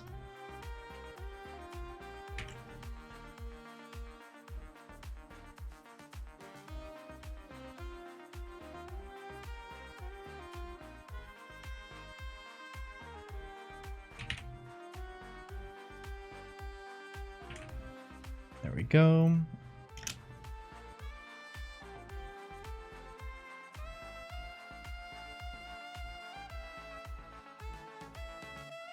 So, whoa, what did you just do?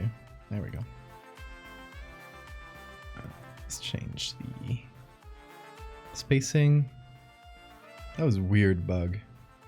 Photoshop, what are you doing? A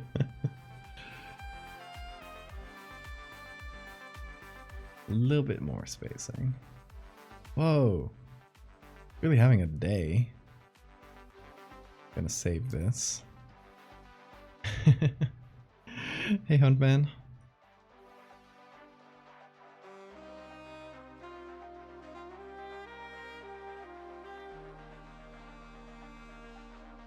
And come on, there we go. Gonna change the spacing here. It's gonna be +5. This is gonna be -10 maybe. A little bit more. Maybe we change the space here.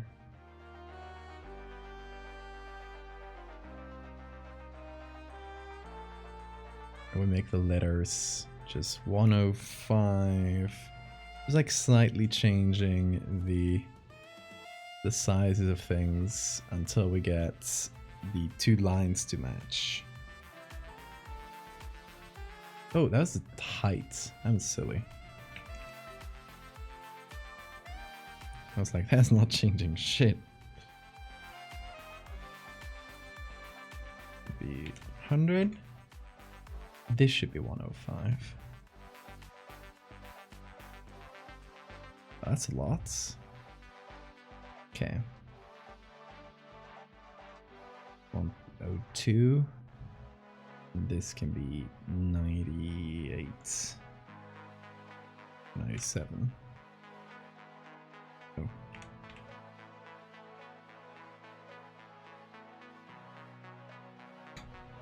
There we go.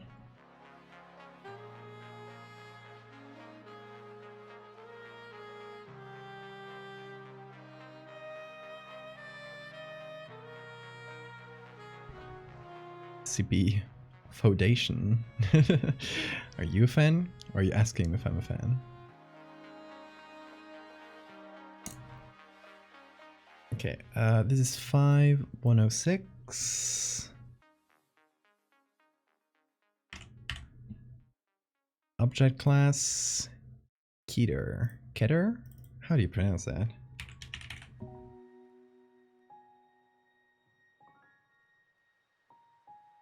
So we're gonna make that 100.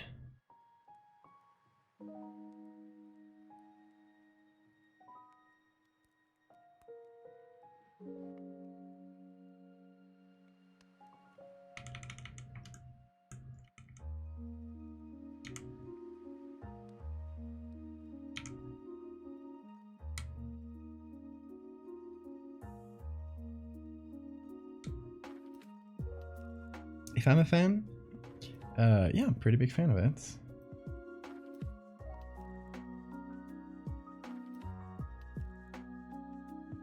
This one's for commission though. Pretty both ways. As usual, English pronunciation being regular. Okay, so let's do a little bit of shadow under the text, because they're kind of clashing there. It might be hard to read. Or actually, wait. Yeah, this is going to be like the SCP number and the class are going to be colored in. So, oh, where is it? Here. So we just need to change this color.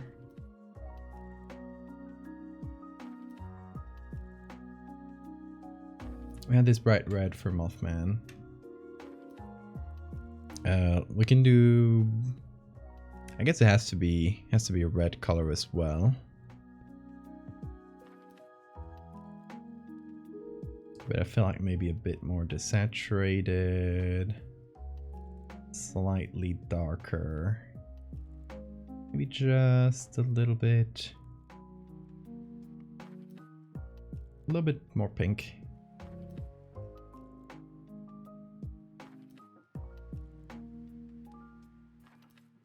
That's good.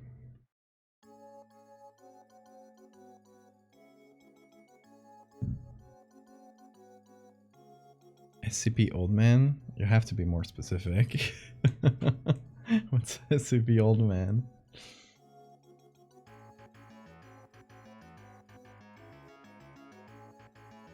Okay, so I give these letters a little bit of that wobbliness as if they're on a screen.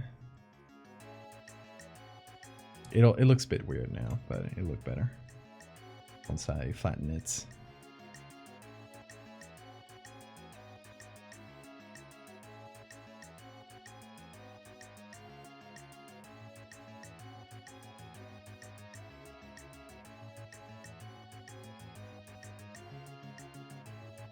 $106. Can't tell you what SCPs are by the numbers. 106. Oh, is that the one that like passes through walls? Yeah. One of the old ones, isn't it?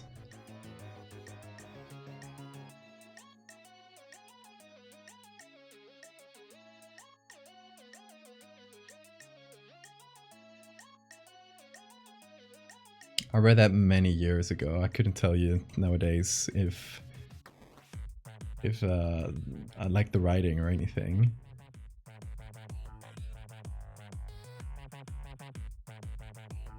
Actually change this to a blue.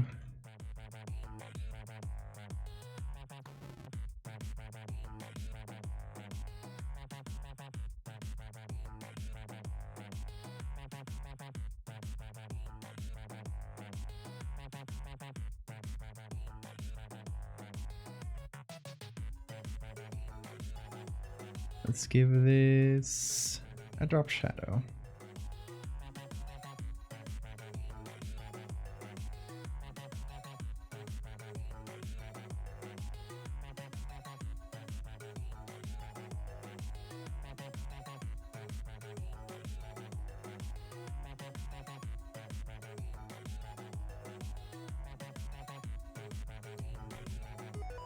Depths That Hunger is a really good name. I really like that. Okay. Match the others. Yeah, it does. It has a little bit of movement to them, but it's fine. It's still within the bounds of this. Some of them I gave them like little UI elements, like this one, but not the later ones. Kind of moved away from that specific style where it's like behind this glass, I guess. A little bit more limiting. So for the later ones, I just did a little bit more, you know, whatever I felt like. Oh, thank you for the save reminder.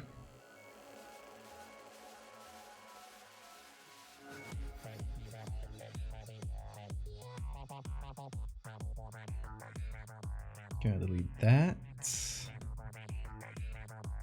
Okay.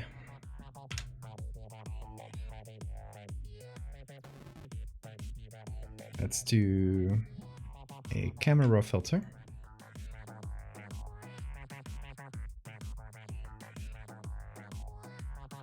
I don't know what you're referring to, Huntman. I'm not up to date on the lore of the SCP Foundation.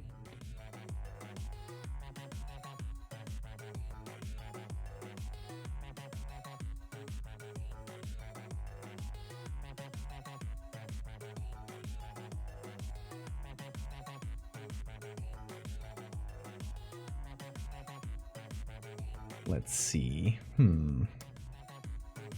Vignette. Always gotta do vignettes. You guys know me.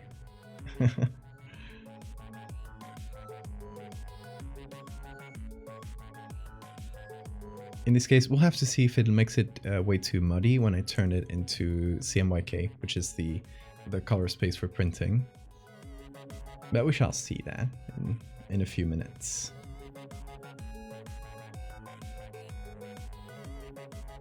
I just work here.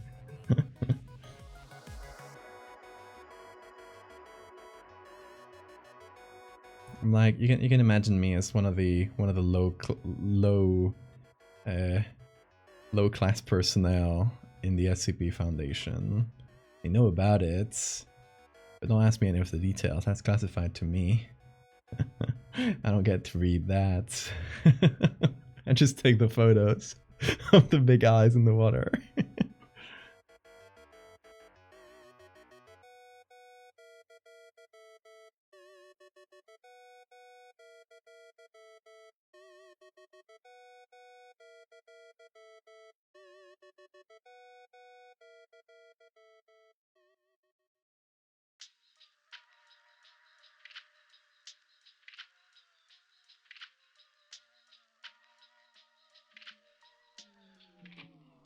gonna go pretty high contrasts.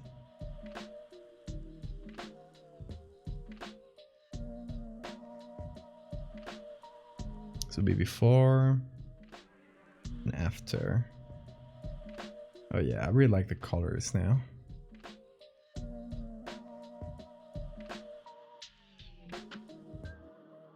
The artist that died making a drawing for the Shy Guy.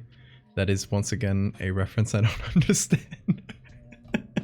You know, I've done a few SCP artworks. I have the SCP-6000. I have a photo in that article. SCP-6666. I have another. I have a few of them like around the wiki. But I have personally like barely read any SCPs for years and years. So I don't remember a lot of them, and there's so many more that I haven't ever read.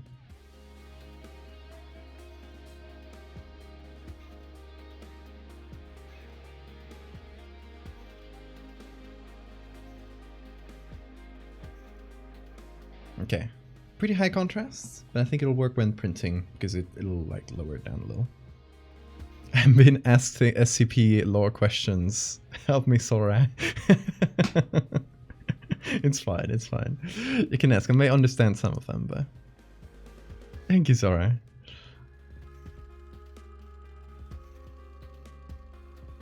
Okay, let's see. I mean, as always with dark things, it's gonna get a little bit muddied by CMYK. You gotta work with that, it's fine.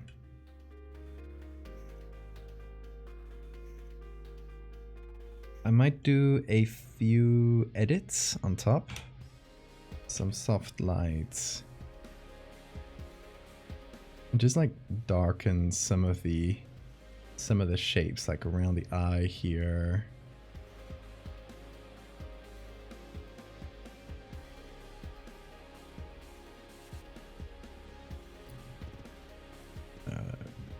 Because it does look really good on RGB like this. I think it works really well.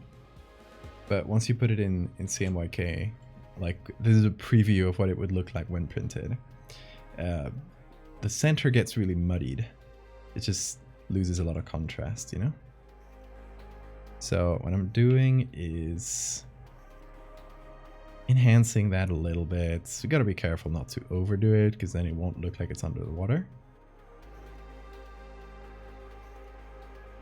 Just like helping it out a little. And then we can put this under, like it could just be like a top edit above this.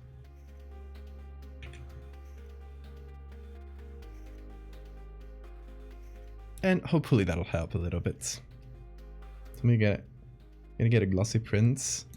This will be on postcards, but it's kind of similar to mine, where they do have a bit of a glossy finish. It's not a papery finish. Oh, did I show you guys the newest postcard? Let me show you.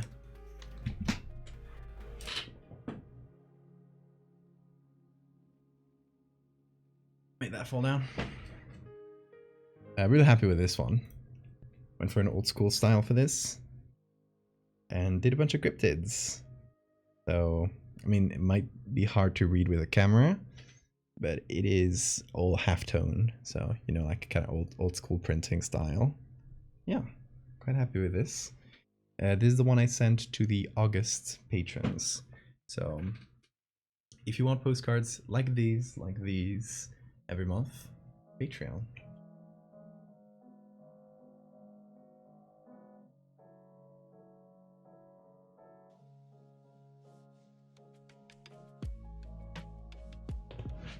Googly eyes. Oh, it's gonna be one big one. Good timing. Thank you, Sora. Hey, Bean. Hello. You're gracing us with your presence. Hey, Beanbo.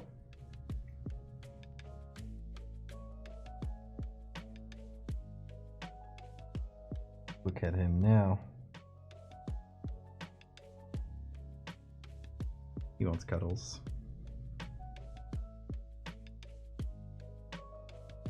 Don't you? Yeah, you do. Come on.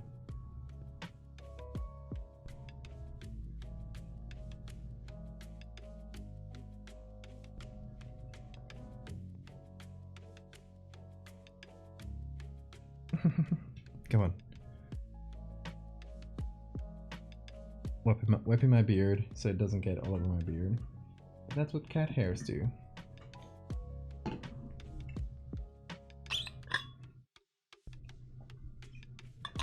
Oh, you want to get on top? Come on. Come on. Come on. Okay. There you go. His little spots. He loves being up here. Don't you? Also, I finally got a new cable for my headphones. The other cable I had broke, so I only had like a really short one that I had to connect like directly to the front of my computer. And every time I pulled away a bit too much, it just tugged on the cable and went loose. It was really annoying. So I finally have a long one, but it's white. It's kind of a little bit more annoying, but yeah, I'll take it. It was hard to find, so I'll take it. Okay, googly eye, googly eye. Hold on, this one should go down here.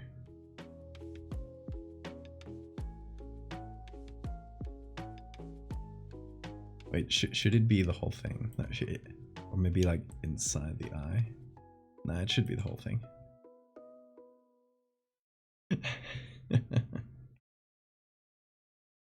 Here, I'll give you a clean look without any of the edits.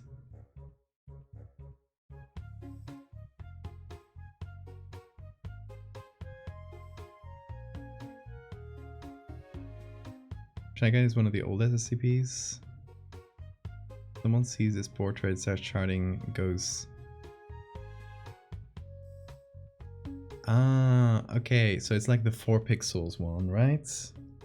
Like the one where it's like, you know, like in the distance, in a picture, and it just kills everyone who sees the picture, right? There we go, that's our googly. But I'm gonna do another version of this real quick, where, oh, first of all, just like a straight up version of this. I'm gonna reduce the color just a touch so it gets a little bit of blues. It'll make it look pinker, which I think will be nice. Yeah, Veen. What's up?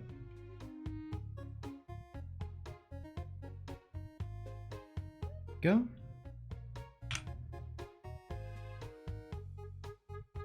Yeah, I know that one. That's a classic, yeah.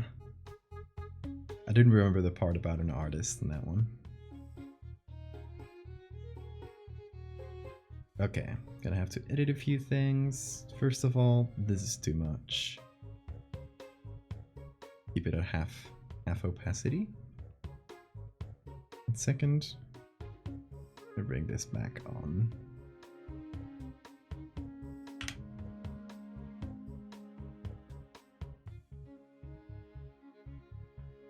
You can beat if you go to space.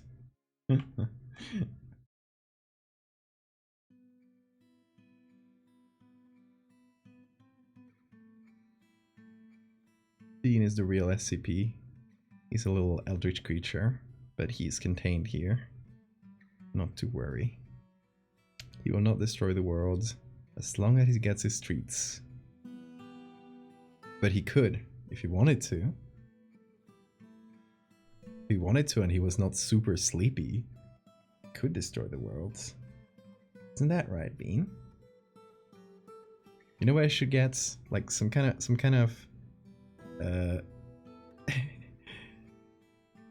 something I can put on my shoulder that gives Bean like a little place to rest his head so he can sleep better when he's on my shoulders.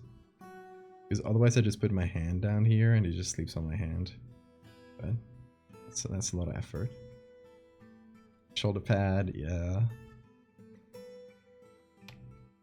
Hey guys, subscribe to this channel so I can afford a shoulder pad for Bean.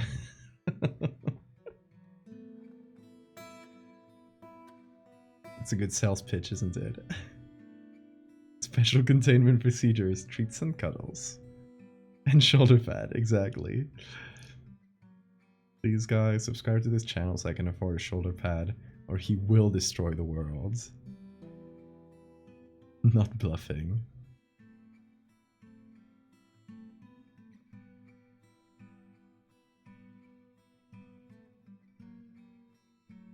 Oh yeah, this one reads, this new version reads way better in CMYK. This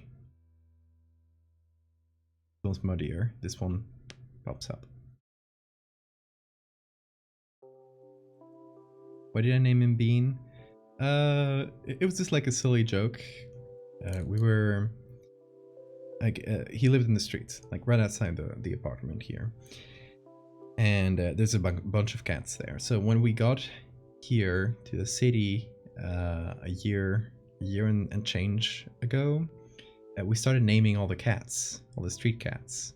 You know, as we went past, like by them, we'd just like say, hey, this one is Bartola. And we just like give them random names. And one day we were showing off the apartment to one of my partner's co-workers, because he was just in the area, and we were like, hey, like stay by for dinner and we'll show you the apartment.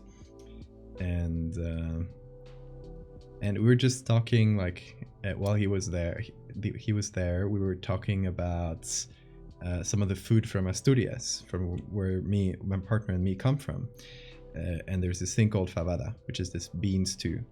So we're talking about fabada, and you know, later on we go out into the streets and we tell him about, like, hey, we're naming all the street cats, and he sees Bean, and it's one of the first times we ever see Bean, because he was really, really shy at first. He points at Bean, says like, hey, this one's kind of like brownish. You should name him Bean, like in English, Bean, because that's a cute name. Oh yeah, sure. So we started calling him Bean. So it wasn't like a name where we intended to keep him, and to, yeah, this was just like a random name that we gave this street cat. But then, you know, we really warmed up to him, and he really warmed up to us. So we ended up taking him in, and there he is. So yeah, his name is Bean in English, even though we're in Spain.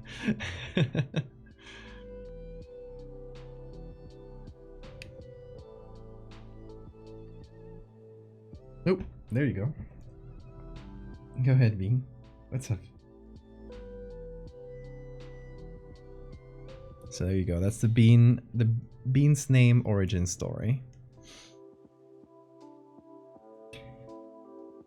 Okay, so I want to do a separate version of this. What's up, dude? I'll do a separate version of this where it doesn't have the holes. Because I'm just Bean. Get your tail out of my mouth. I'm gonna present both to the clients. And if you're watching Pacific, because I don't know if I sent you a message, but I don't know if you made it to the stream. If you watch it, you can just let me know right now what you prefer.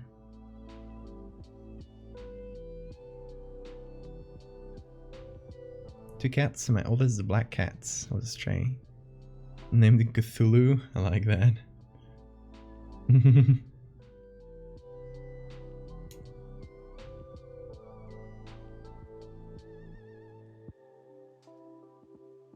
Alright, so let's do a version without the holes.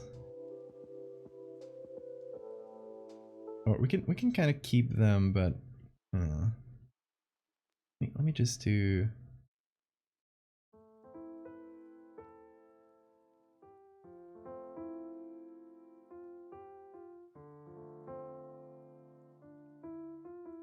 A version where instead of a hole, it's just kind of like an indentation.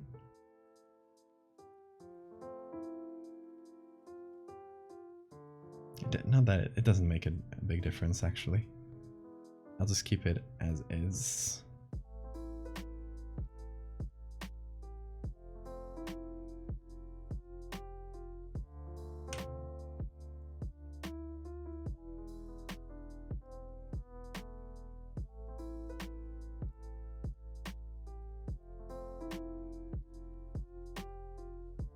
There we go.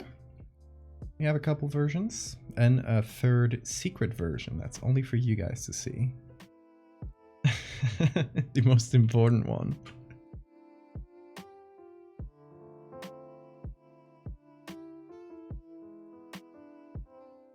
I'll be showing both of these to the client, and they'll get to choose the true version, only for the real ones.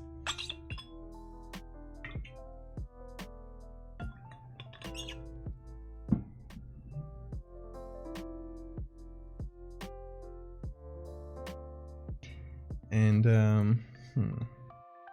what time is it? 5:30.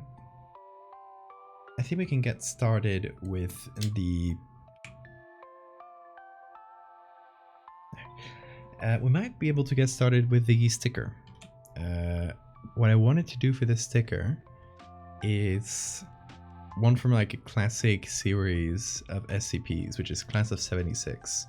They're all centered around this high school, around the Class of 76 of this high school, and you know, what I used to choose the SCPs I base these designs on is just like what episodes are they going to do that month. So one of the ones they're going to be covering is I don't think the episode is out yet. I think it's like one of the ones that's out this month is a Class of 76 one. So for the sticker, you know, it's like not specifically related to that SCP, but it's like related to that wider series of them. Maybe do like a yearbook that just says Class of 76 in a fancy font. I think that would be fun. So let's see. First of all, I'm gonna save this and just save 2 JPEGs with the two versions while I search for, let's call these A and B.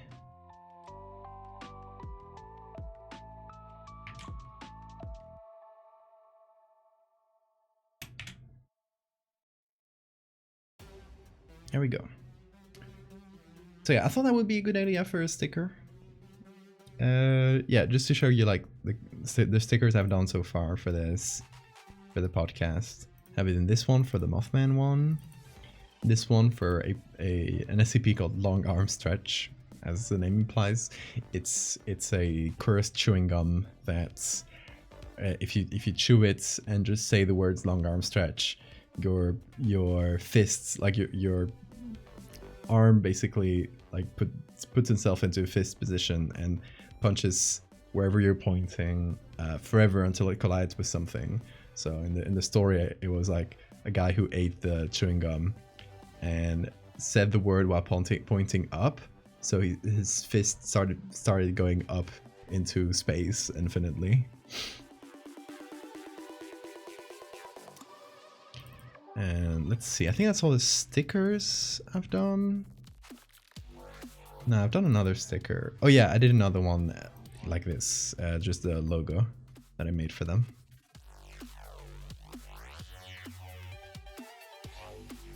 So let me see. Let me get the sticker here.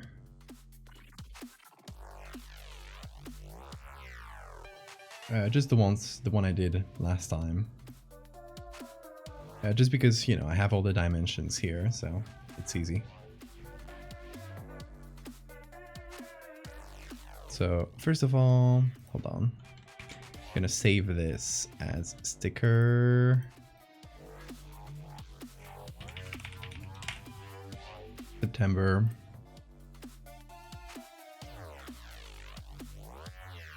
And now I can go in here.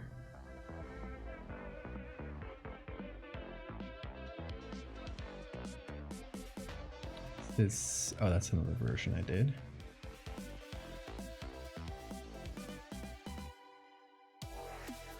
Okay. So this will have obviously a transparent background. It'll probably need a stroke around it, but let's just like do the design.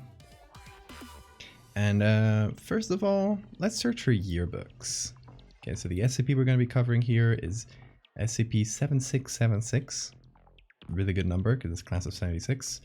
And this does fucked up things like these. But we're just going to do the yearbook though. I'm not going to do weird faces. We'll just do like the yearbook on its own. So let's just search for 1970 yearbook.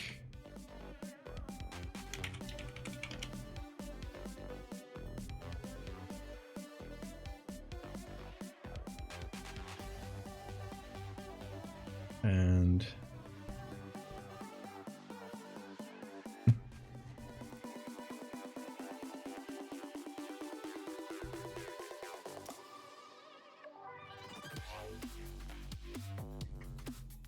I find this fun because they're... Oh, that's just a celebrity thing. In my school, we did yearbooks, but it was like group shots basically. So they only took like one photo of the whole class, and you know, they would take several pictures of everybody. But if they happen to take the one where you specifically had your eyes closed, you're fucked. But the rest of the class just happens to look better. So it's really easy to just look bad in them.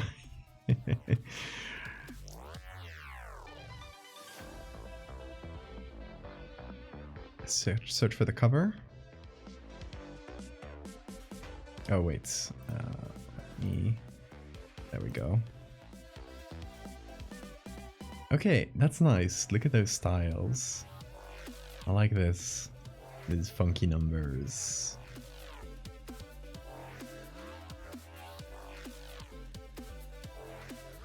That's fun.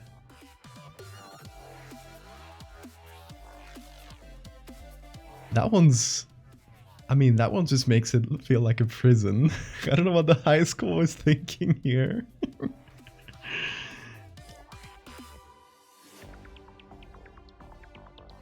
1970. Okay, so they have quite interesting, like, you know, it's not like a simple cover. They have some fun yearbook covers.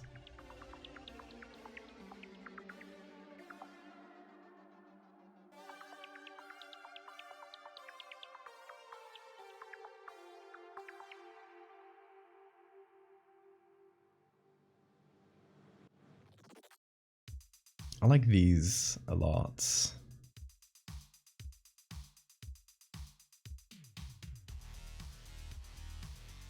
That was a bit weird.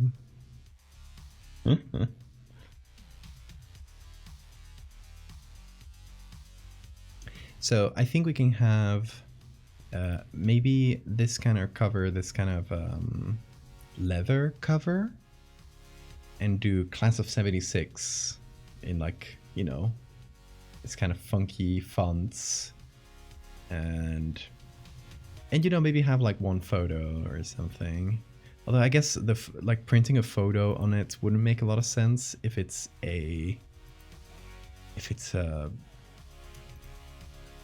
like a leather cover like this. It would make more sense in this type of cover, like a paper cover.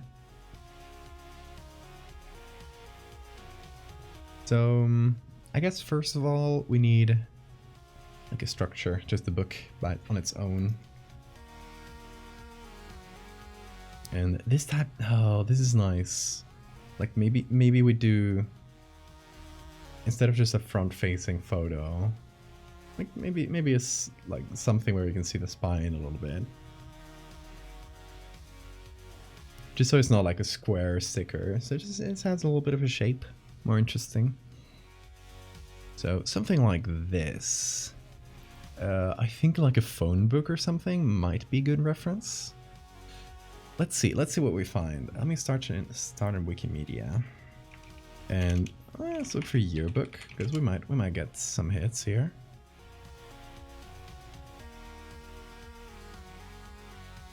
It's mostly like inner shots. Yeah, that makes sense. Okay. phone. Is it phone book? Is it one word or 2 words? Oh boy, that's lots of it inside. I don't want that.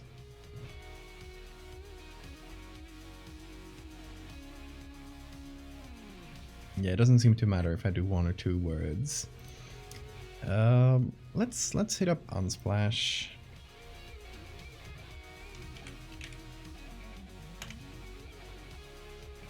Phone book. Just 1. 2 words? No, it gives me phones and books.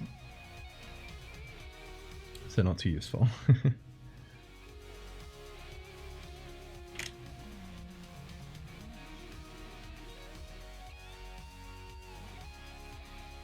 Let's see. We don't really care about what's in the cover.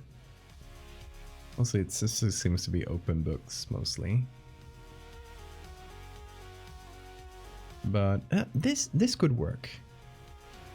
Like, we just do the Class of 76 here, and it does have, you know, we can see that it's a book. I just didn't want like a full like front-facing shot of a book. Like this. I don't want this, because then it's just a square sticker. It's not interesting.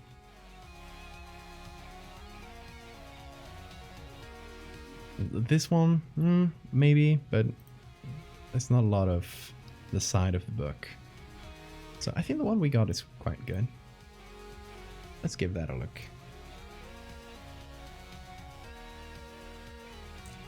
A book full of hope.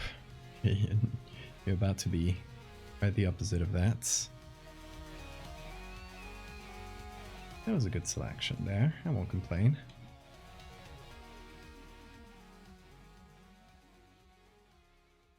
And we're gonna make it cover as much as possible by leaving a little bit of an edge around it, because we wanna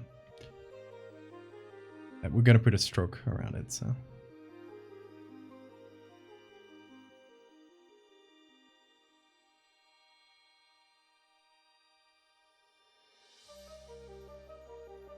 it makes more interesting sticker, yeah. So we're gonna shift the edge inwards, just like trying to smooth the edge a bunch, because we want a clean edge. And if need be, we will like clean it up manually further. I think this should be fine.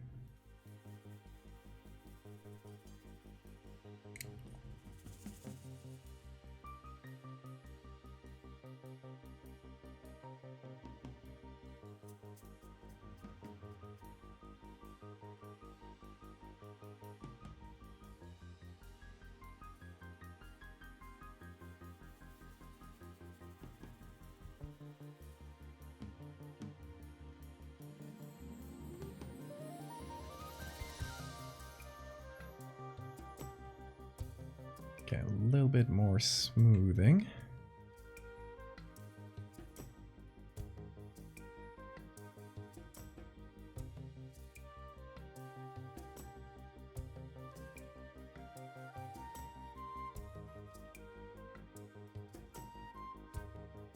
And I just like do feather and contrast both at the same time, because it just smooths out the edge a bunch. There we go. That should be a good shape. We broke off the this edge. It's now a lot more rounded. I don't mind that. Looks better for a sticker to not have too sharp edges. All right. So first of all, a book full of hope. Let's destroy that hope.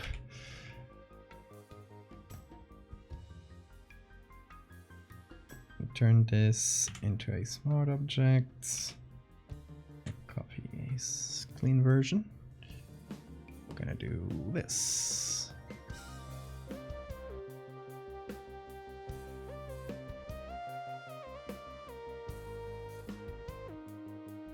A book.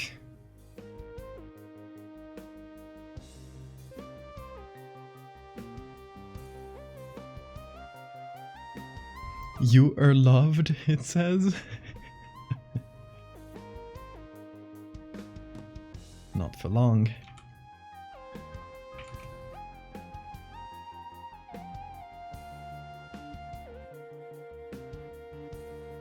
This has a bit of a strange texture, but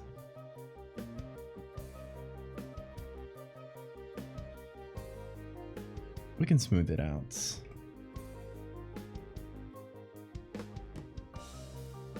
Like, let's do blur tool. Will this work? Yeah. This denoises it a little bit. And we can even like go over it with some color, because we'll probably change the color of this. Normal hope, just completely normal school memories, exactly. You got the right idea.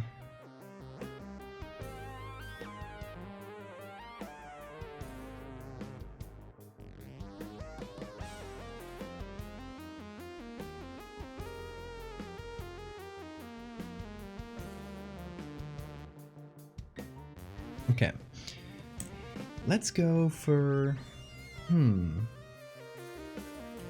thinking of like what the background of the, well, like what the base of the cover should be. I'm thinking red, some kind of red, orange perhaps. In any case, the first thing we need to do is a selection.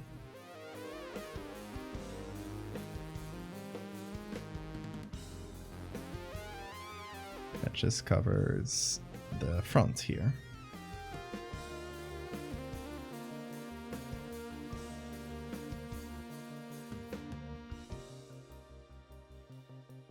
Okay. Now we can hit that with a hue saturation. Colorize. That's where we can change it. And yeah, I'm thinking some kind of red. Orange is good though. I like orange. What happens if I apply it here? Oh, it just makes the spine red. I like that. Let's go with it.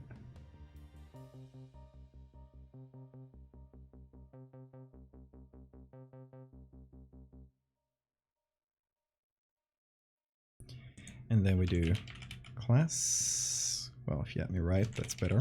There we go.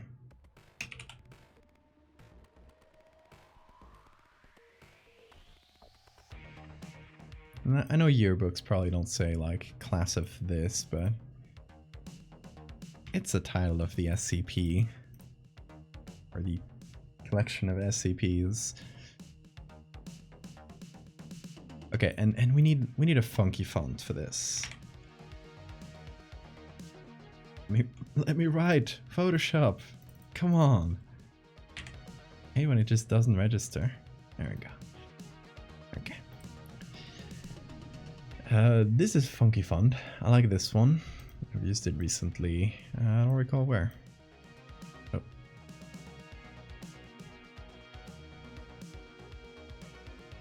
How did it change on its own? Thank you, Photoshop, for being cool. Thank you for the saver matter.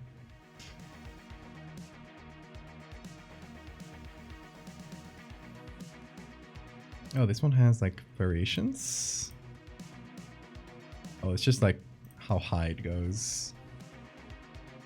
I like that how it's askew like this. But check out these fonts. It's just like different like crunchy versions of it. This one was very out there. Kind of hard to read the 7. But it's 70s. It does work with the time. My favorite, this one. Let's see, other variations for the 6 now.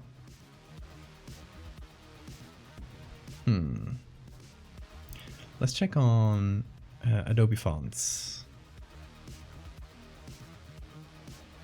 Let's see what they have. They do have here funky. Let's check out the funky fonts. funky fonts. Let's see, 76. Ooh, this one's nice.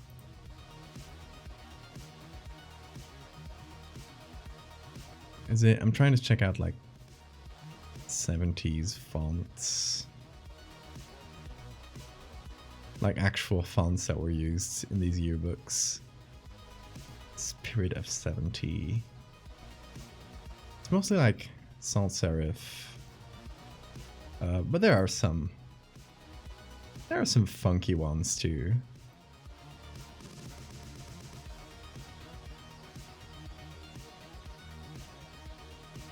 I like this vibe though.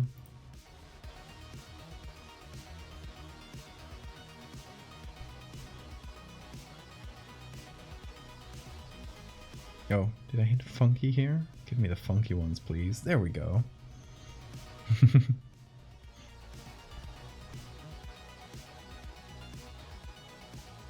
This one's very like the hippie style.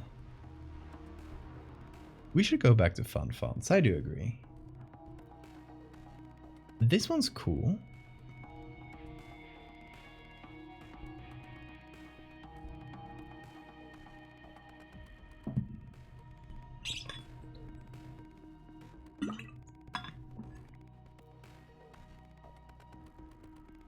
Oh, this one's like nearly there. Like that's thin 7. I don't love.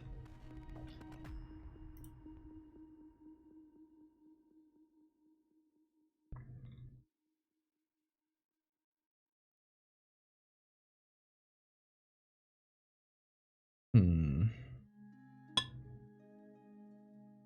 the last page here. This one, that's the one that we're using, right? Milka, yes. There seems to be a harder version of it, which might be better.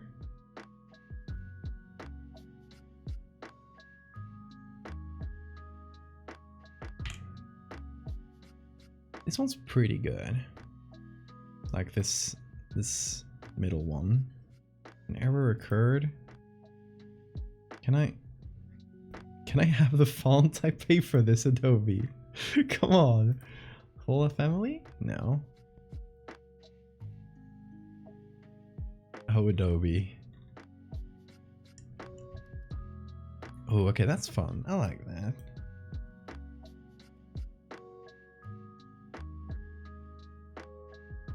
Like this one here. Oh, I have it?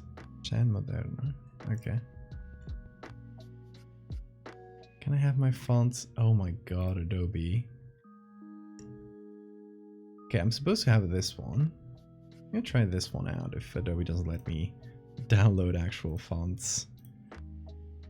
Alas, the errors. Okay, let's do Milka regular. Let's go with that.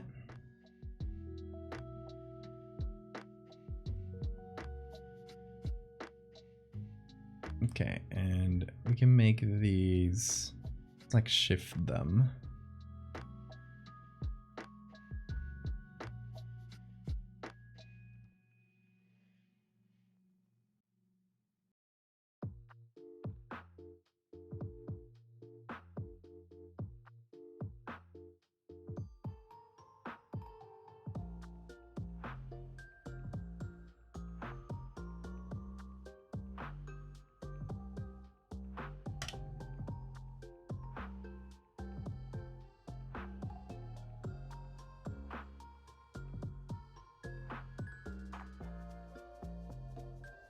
Try another version of it.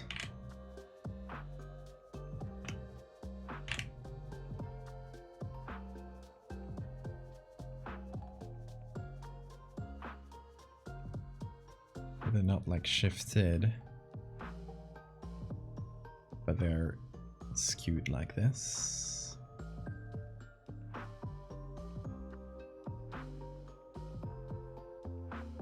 I like this one. Or, the good, actually.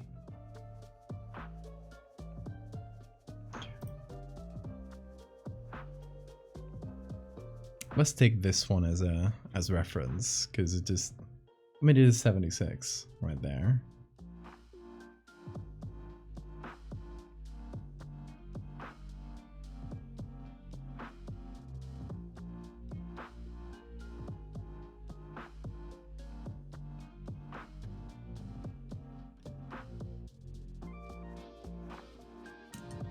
And okay, hold on, real quick. What was the other one? This one is the one that didn't let me download for some damn reason. This one, Jan. Let me try that too. Just to see the vibes.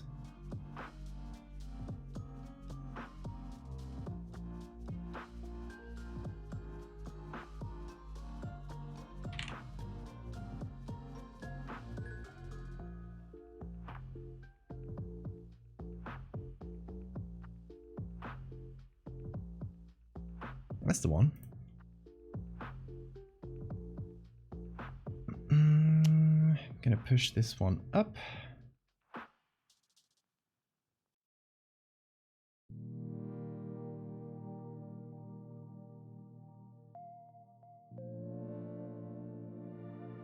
And I think I would just like make this thicker, basically. Oh.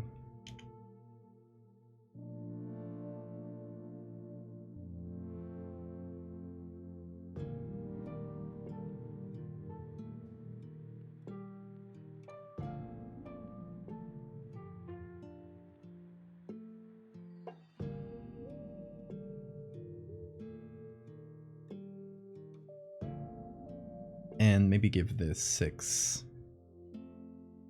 A bit of a tail like this.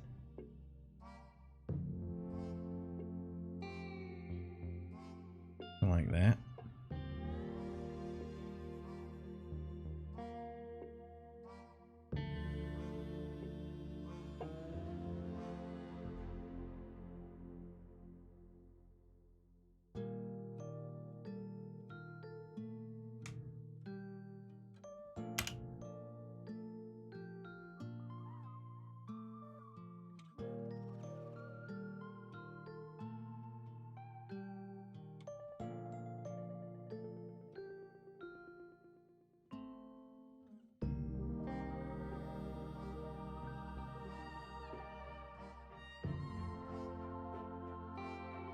There we go.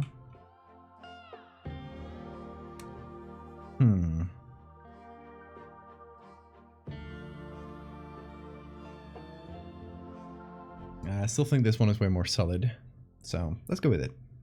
So having tried a couple versions. As for this, I mean, we could give it the same font, but it's just like not a very readable font for texts. It is funky, don't get me wrong. But when you have it in a small sticker, it might be a bit much. Where does it go directly? That's annoying. There we go. So let's go with something a little less funky.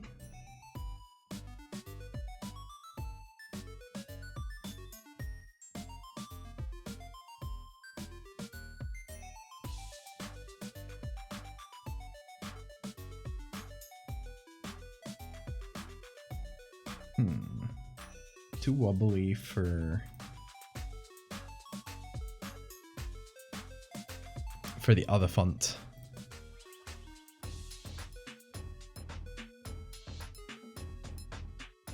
But Futura works. Yeah, this one's nice. Fuzzle Pop, thank you so much for the follow. Welcome. Okay, so having this. Oh, we can take like class off and give it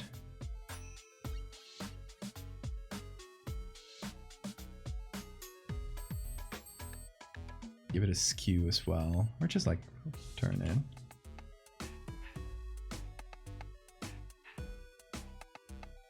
We'll see. Fonts found. Hell yeah. Let's give this a little bit.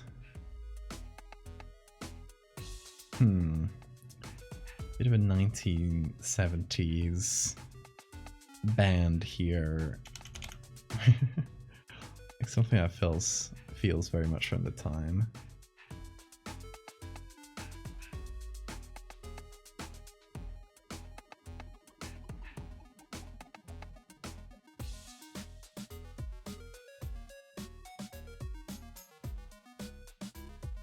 Trying to think like how I'm gonna make this.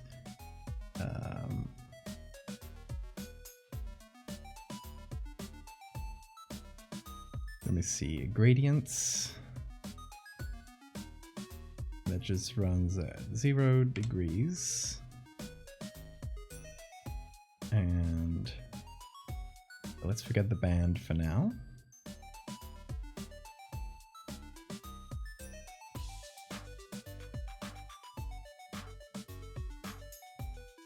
I think this used to be in the default gradients, where we had this rainbow. But I don't want this to be like a soft gradient, if that makes sense. So what I can do is this.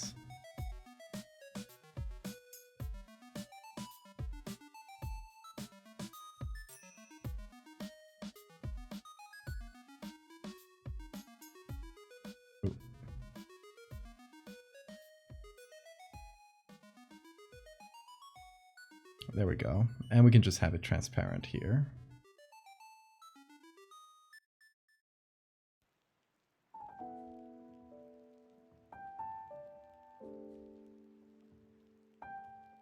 Not perfect. There's still a little bit of overlap, I guess. I don't mind that, because we're gonna crunch it down. See you, Viv. Sleep well.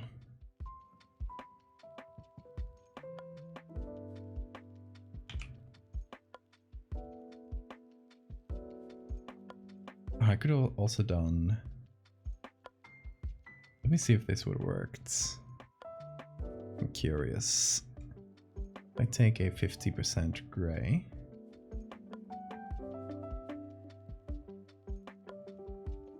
And I put that on hard mix. It also does that. Oh, not as well though. Like it'll interpret the bands differently. Huh. Okay. Good to know. Hey Cass, how you doing?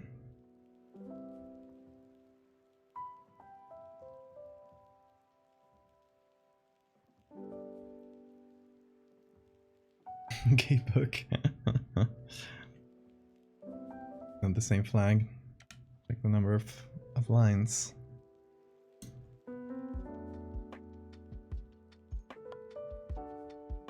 Let's see. We hop on here. There was some like this one does a rainbow. Some of them just do like simple. What are you doing, Bean? Some of them just do simpler gradients too. Oh, like these ones are nice though. Shh, Bean, no.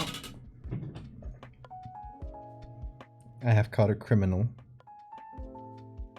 mastermind caught red-handed.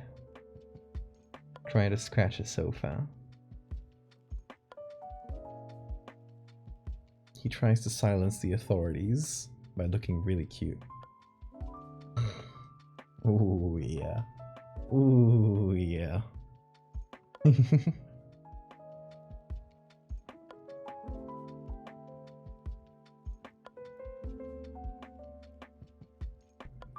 He's at it again.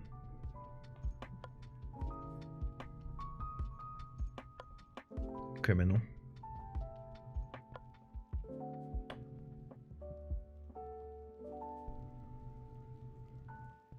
Yeah.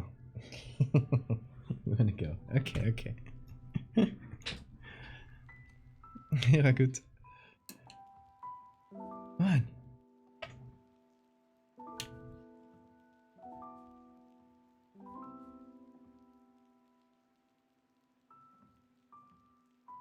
Okay. Let's go back over here.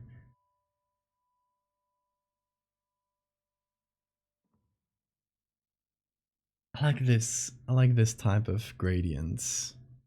Let's try and do this. Or something like it, you know? So like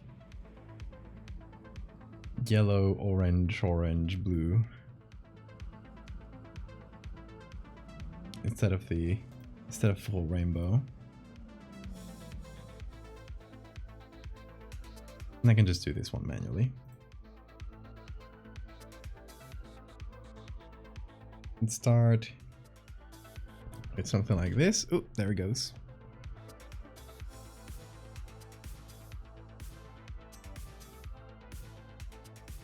Let's go over the top here and delete a couple layers.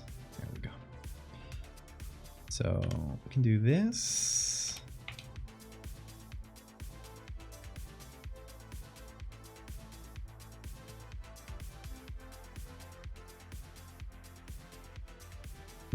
This doesn't fill the whole thing. Whatever.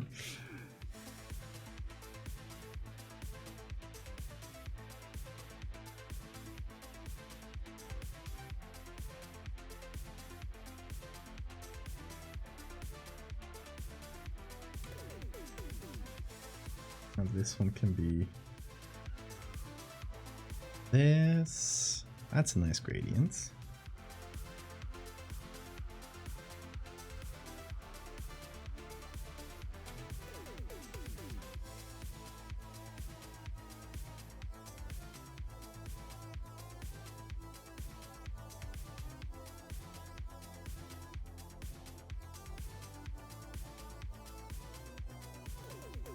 And then we can do a couple of blues or purplish tones.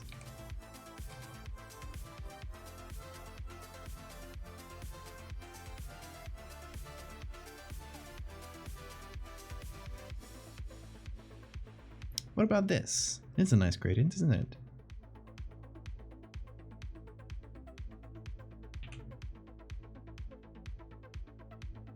Make that thinner and longer. And what I wanted to do is kind of go side to side or just do a band somewhere. Like go through this.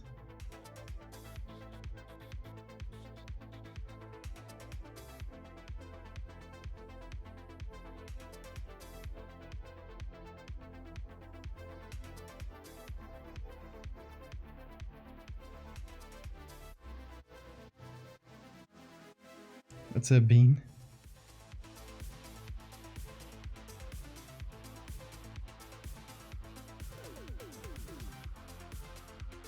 And we can line up the tip of the 7 so it touches here. I don't know. Feels. Just like center it around here. It doesn't have to touch the tip. Oh, I'm being silly. I should design everything like in horizontal, just like, you know, as if we were looking at the book from the front, and then just apply it sideways. So we'll do the lining up later, I think. Let's see the color for the 76 here though, because I think it can be like embossed.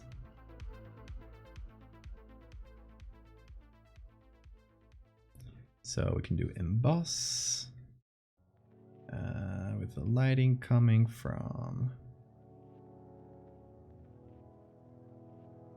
here.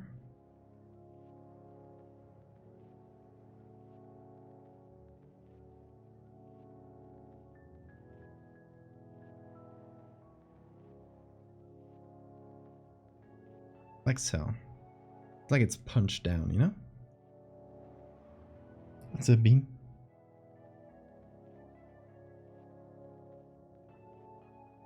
Hey, Beam. I'm not gonna believe this, but gonna give you a treat. Yeah, dude. One of your favorite ones. You know it's... Didn't expect this, Bean. I didn't even ask Chad this time. I just... Hold on, I'm trying to close the thing. Shh. Don't run for it. You're gonna dig your heels into me. There you go. Ooh, yeah. Is that good?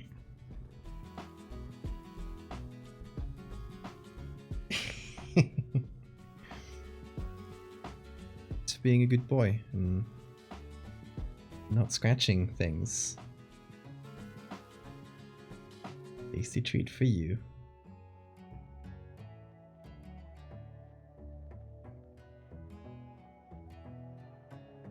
Okay, what if we gave it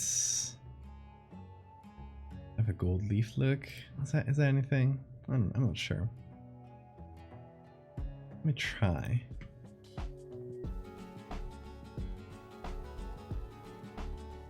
Let's see. Where's the gold? Will this work? That one too painted. Oh, that one works.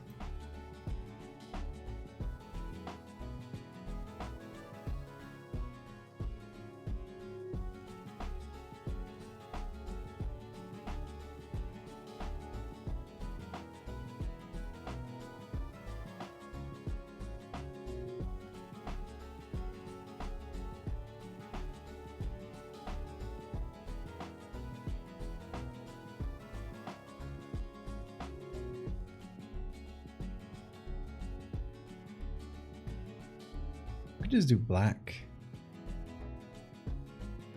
Oh, it would be more readable.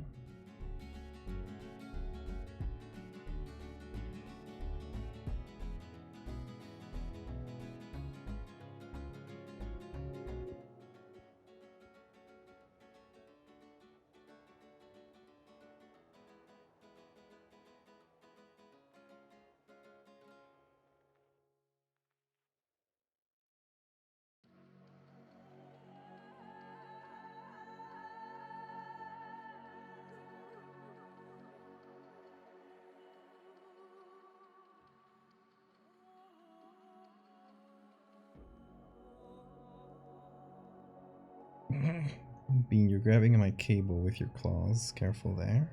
No, don't eat the cable. That's not a toy. Burnt orange. We could do... not sure. Go back to the references. See, like I like this dark paper. Really nice. That's like really dark side of the moon. I mean, a lot of them were pretty dark as a base. It seems to be the case with a lot of them.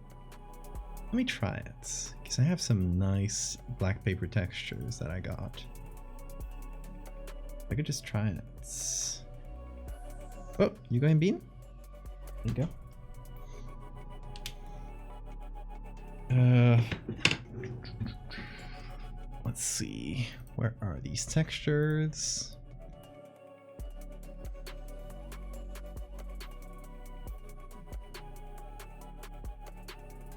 Oh, that's not dark paper. That one's a bit grainy. That one's perfect. Oh yeah, there we go.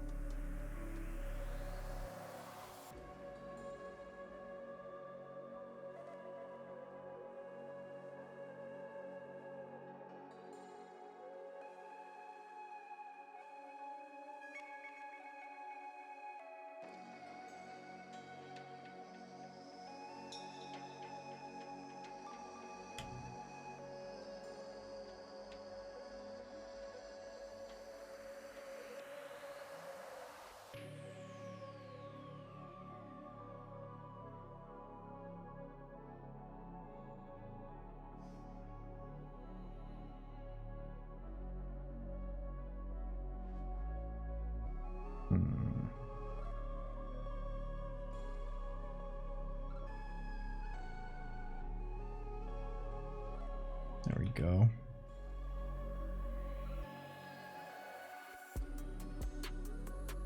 Where's my gradient? Here. Here we go.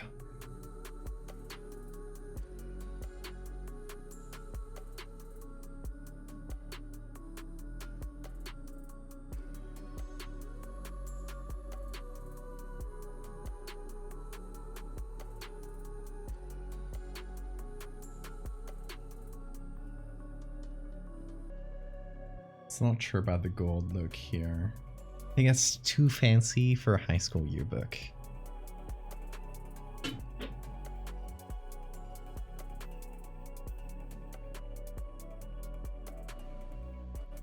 Let's reduce the depth. This.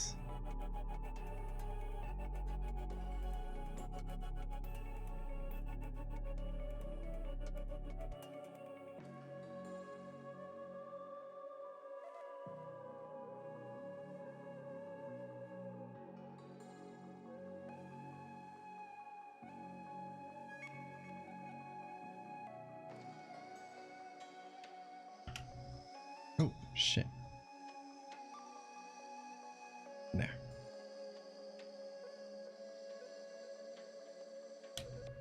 I think white, but we make it a group, call it text, and give it a papery texture as well, like an off-white paper. This, and this one has bends in it, has too many folds, but we can work around the folds. This.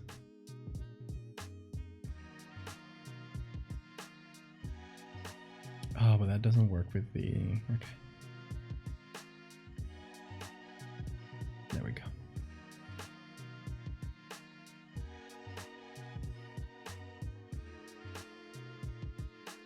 Okay, and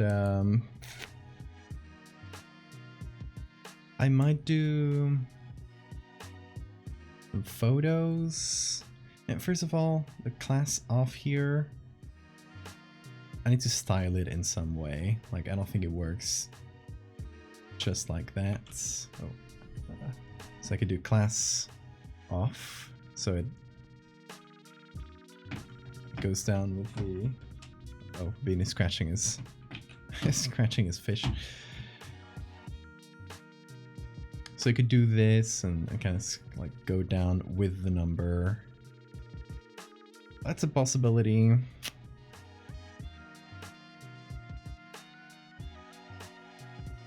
I could do this where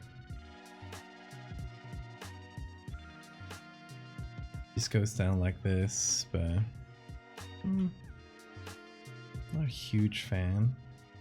Or I could just line it up with the gradients. Have like class of 76 like this.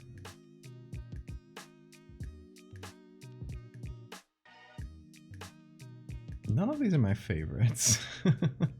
Not really convinced here. I could just remove this and do gold here. Class off. That is not the same size. God dang it.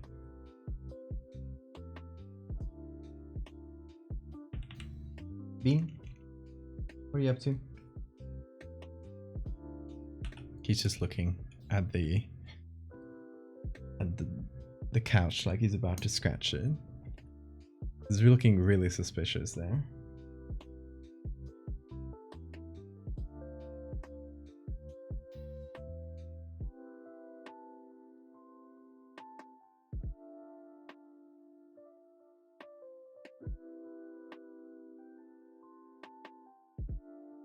You know what?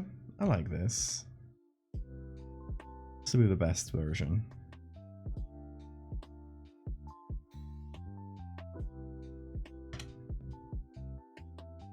Bean. Shh. Bean.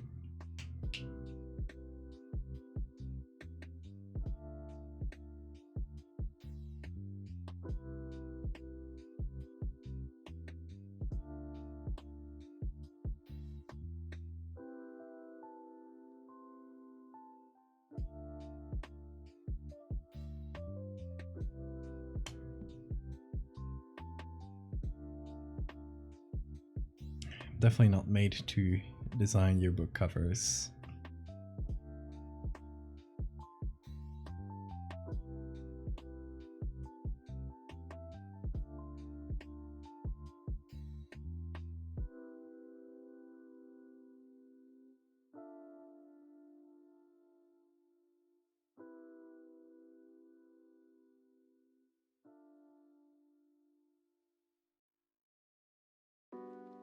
Okay, I think this works. Hopefully this works. What I'm gonna do here is give this a stroke. So just a dark stroke around it. I'm gonna turn that, create layer, and I'm gonna put that.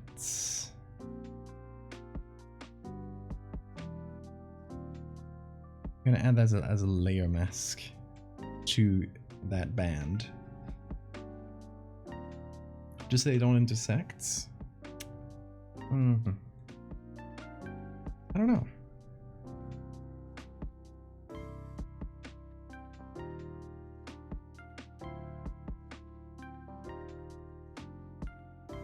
I like this better, ultimately.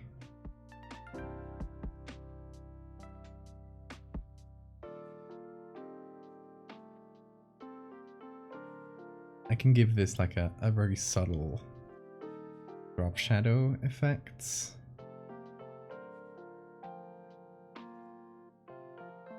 Just for readability. And oh, and then the text here, just so that the texture is consistent and there's no bends in the middle of the text. I can do this. And and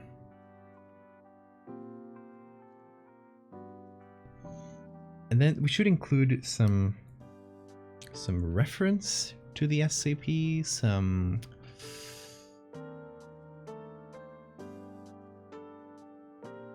I don't know. What would be a good reference to add to a class of 76 here?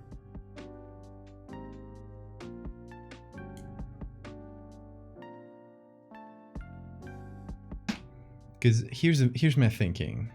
Initially, I wanted to maybe add some photos like from inside the yearbook, because some of these have it. Not all of them. It doesn't seem to be a very common thing, but like this one has a couple photos. Like it does make sense to have like a couple photos from inside on the cover. My problem is this is going to be a small sticker, so it can't really be like we can't really, at the size we're going to see it, have anything like too complex in there. It has to be quite simple.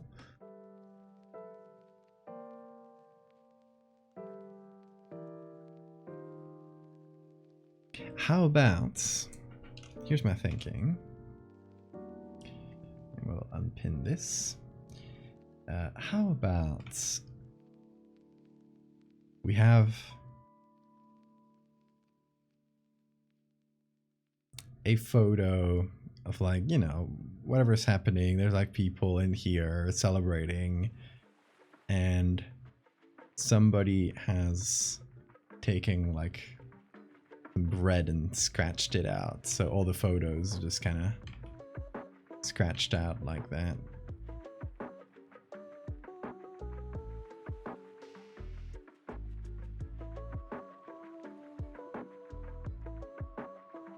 Oh, the name of the high school. We gotta put that in. I mean, I don't remember the name of the high school off the top of my head. So, North Hillcrest High School.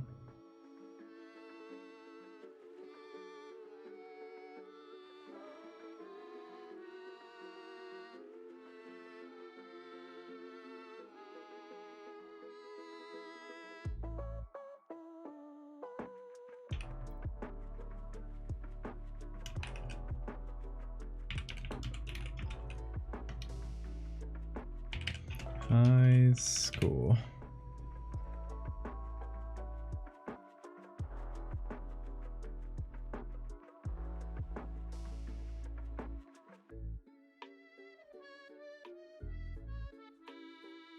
Like so. Or down here, like it could go. It could go either way.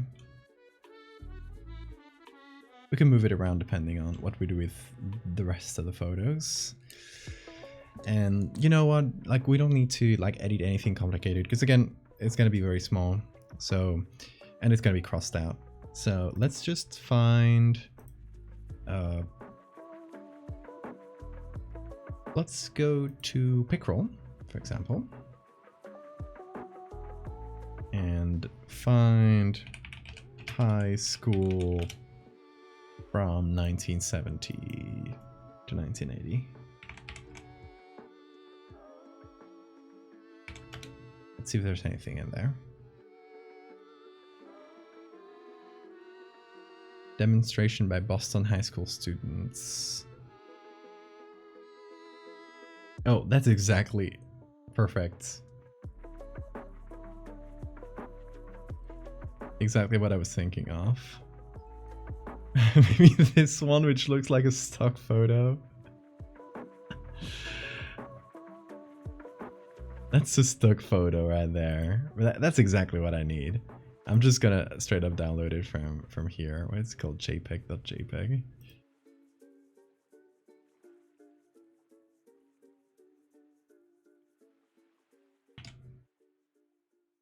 Okay. Let's see.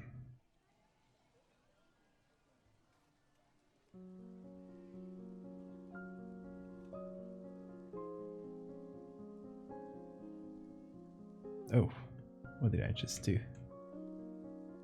There we go.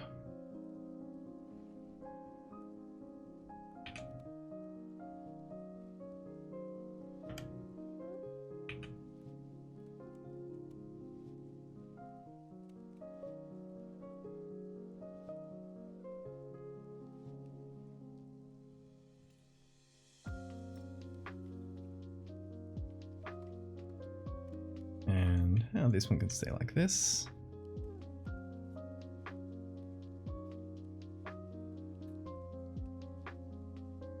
It just looks like a stock photo so much.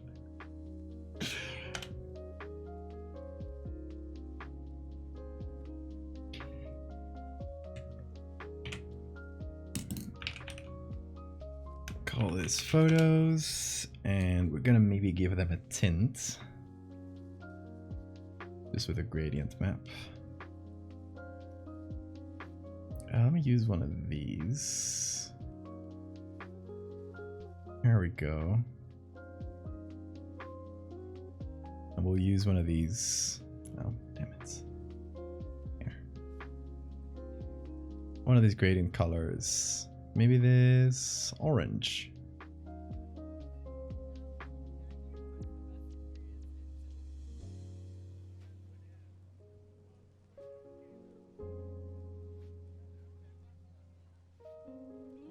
Like a, not as much, but yeah, just a little bit of that gradient map. And we can give that, a stroke, maybe.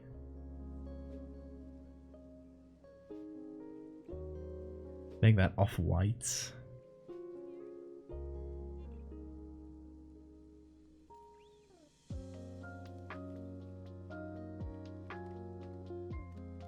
Smaller.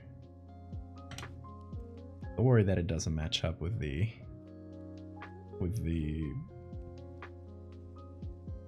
cover, like the orientation of the cover, because we'll do that at the end.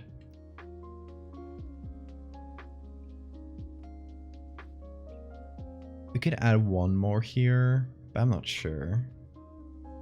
Or I could, hold on, I could also do this. Or I take a North High Crest High School. Put it below, maybe like so. And take everything here, class of 76, high school. All of this, move it down a little bit. And now we got more space for images.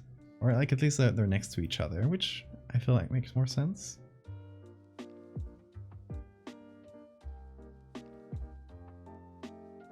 So this one can be a little smaller, this one can be a little larger, so they more or less match up.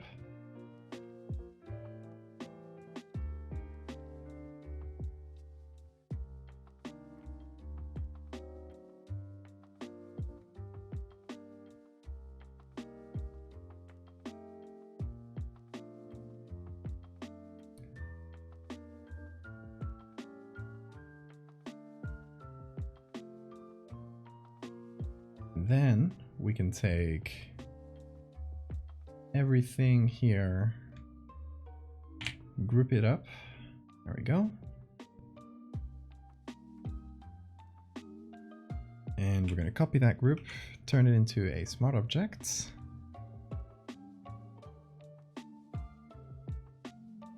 And that's the thing we're going to put on top, like make that match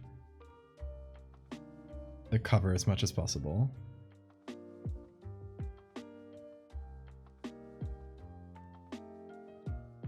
Like it's gonna need a little bit of warping.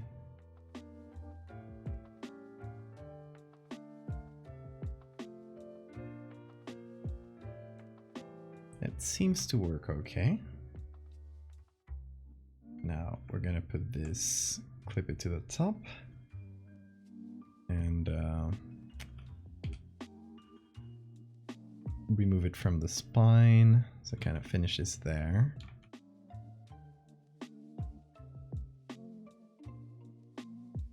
There we go.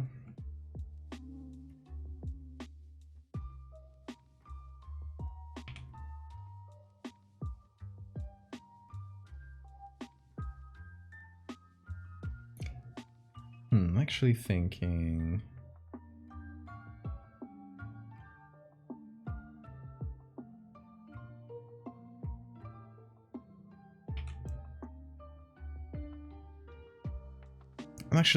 I might take these two photos and make them black and white.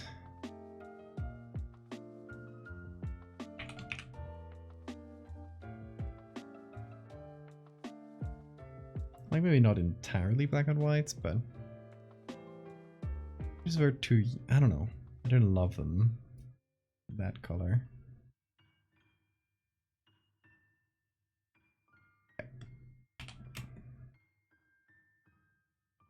Now we can take red thing and scratch it on top.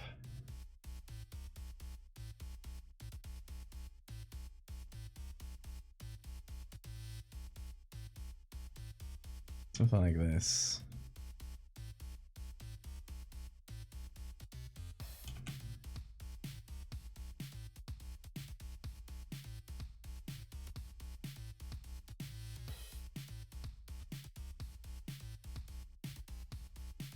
Maybe we'd scratch up the face.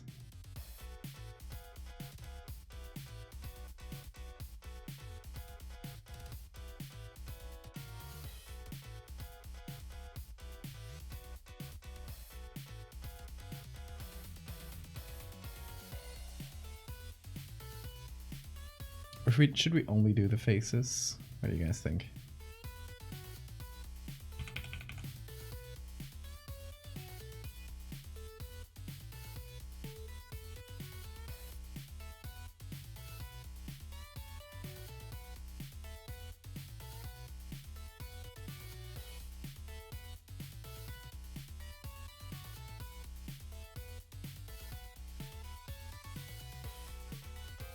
I like that. That's better. Bit creepier, a bit less on the nose. So I'm gonna do this by adding on soft lights plus a darker normal layer.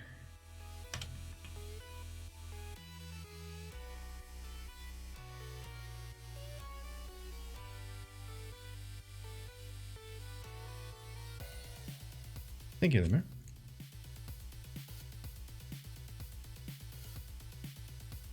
Here we go.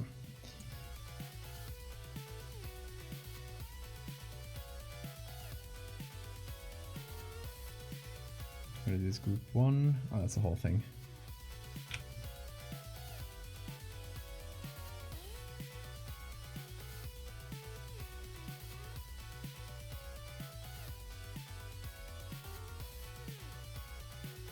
Let's see. Come on. Doesn't let me do camera raw filter. A little weird. Oh, okay, because we're in a special document type here. It's fine. Mezamed TV? Is that how you pronounce it? Mezam? Mezam? However you pronounce it, hello.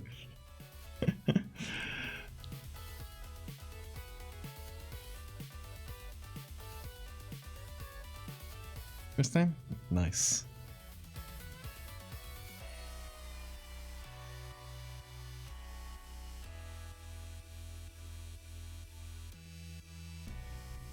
Okay. Oh, whoa. I had my sharpen. My sharpen settings are like the worst amount possible. So bad that Photoshop just went like, hey, ooh, you might want to slow down there. Okay, I think I'm gonna leave this here as it is, plus like a little stroke around it. Do the sticker design. Just a wide stroke. There we go.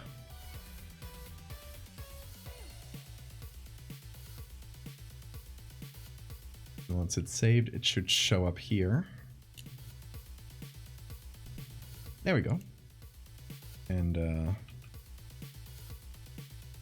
yeah, that works out quite nicely, I think.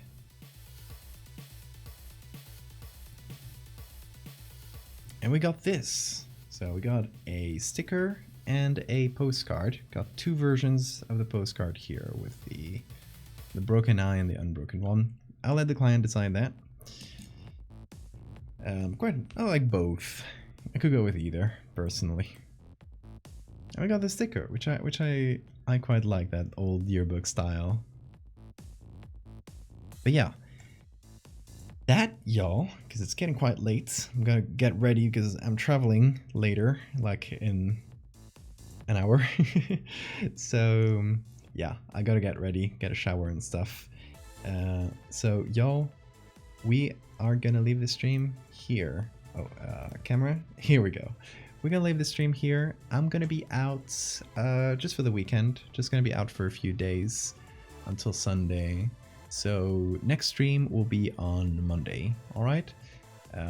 If all goes well, I'm gonna be next week. I'm gonna be real busy. I gotta do some stuff for my masters, and I gotta get a couple deadlines. One of them was this. So like, if there's no big changes to this, we're pretty much done here. But I gotta finish up that book cover I was working on, and do some stuff for my masters. So I'm probably gonna be quite busy. We'll see how much time I have to stream. Until the 15th. The 15th is when like all the deadlines happen. For some reason, that was like the day. So yeah, thank you guys for being here. It's been a real fun one. Bean is back there in the corner, right there, kind of in the darkness. So Bean, say imagine them. All right, y'all. Thank you so much for being here. I will see you on Monday if all goes well. In any case, I'll let you know on the Discord. Until then, folks, take care.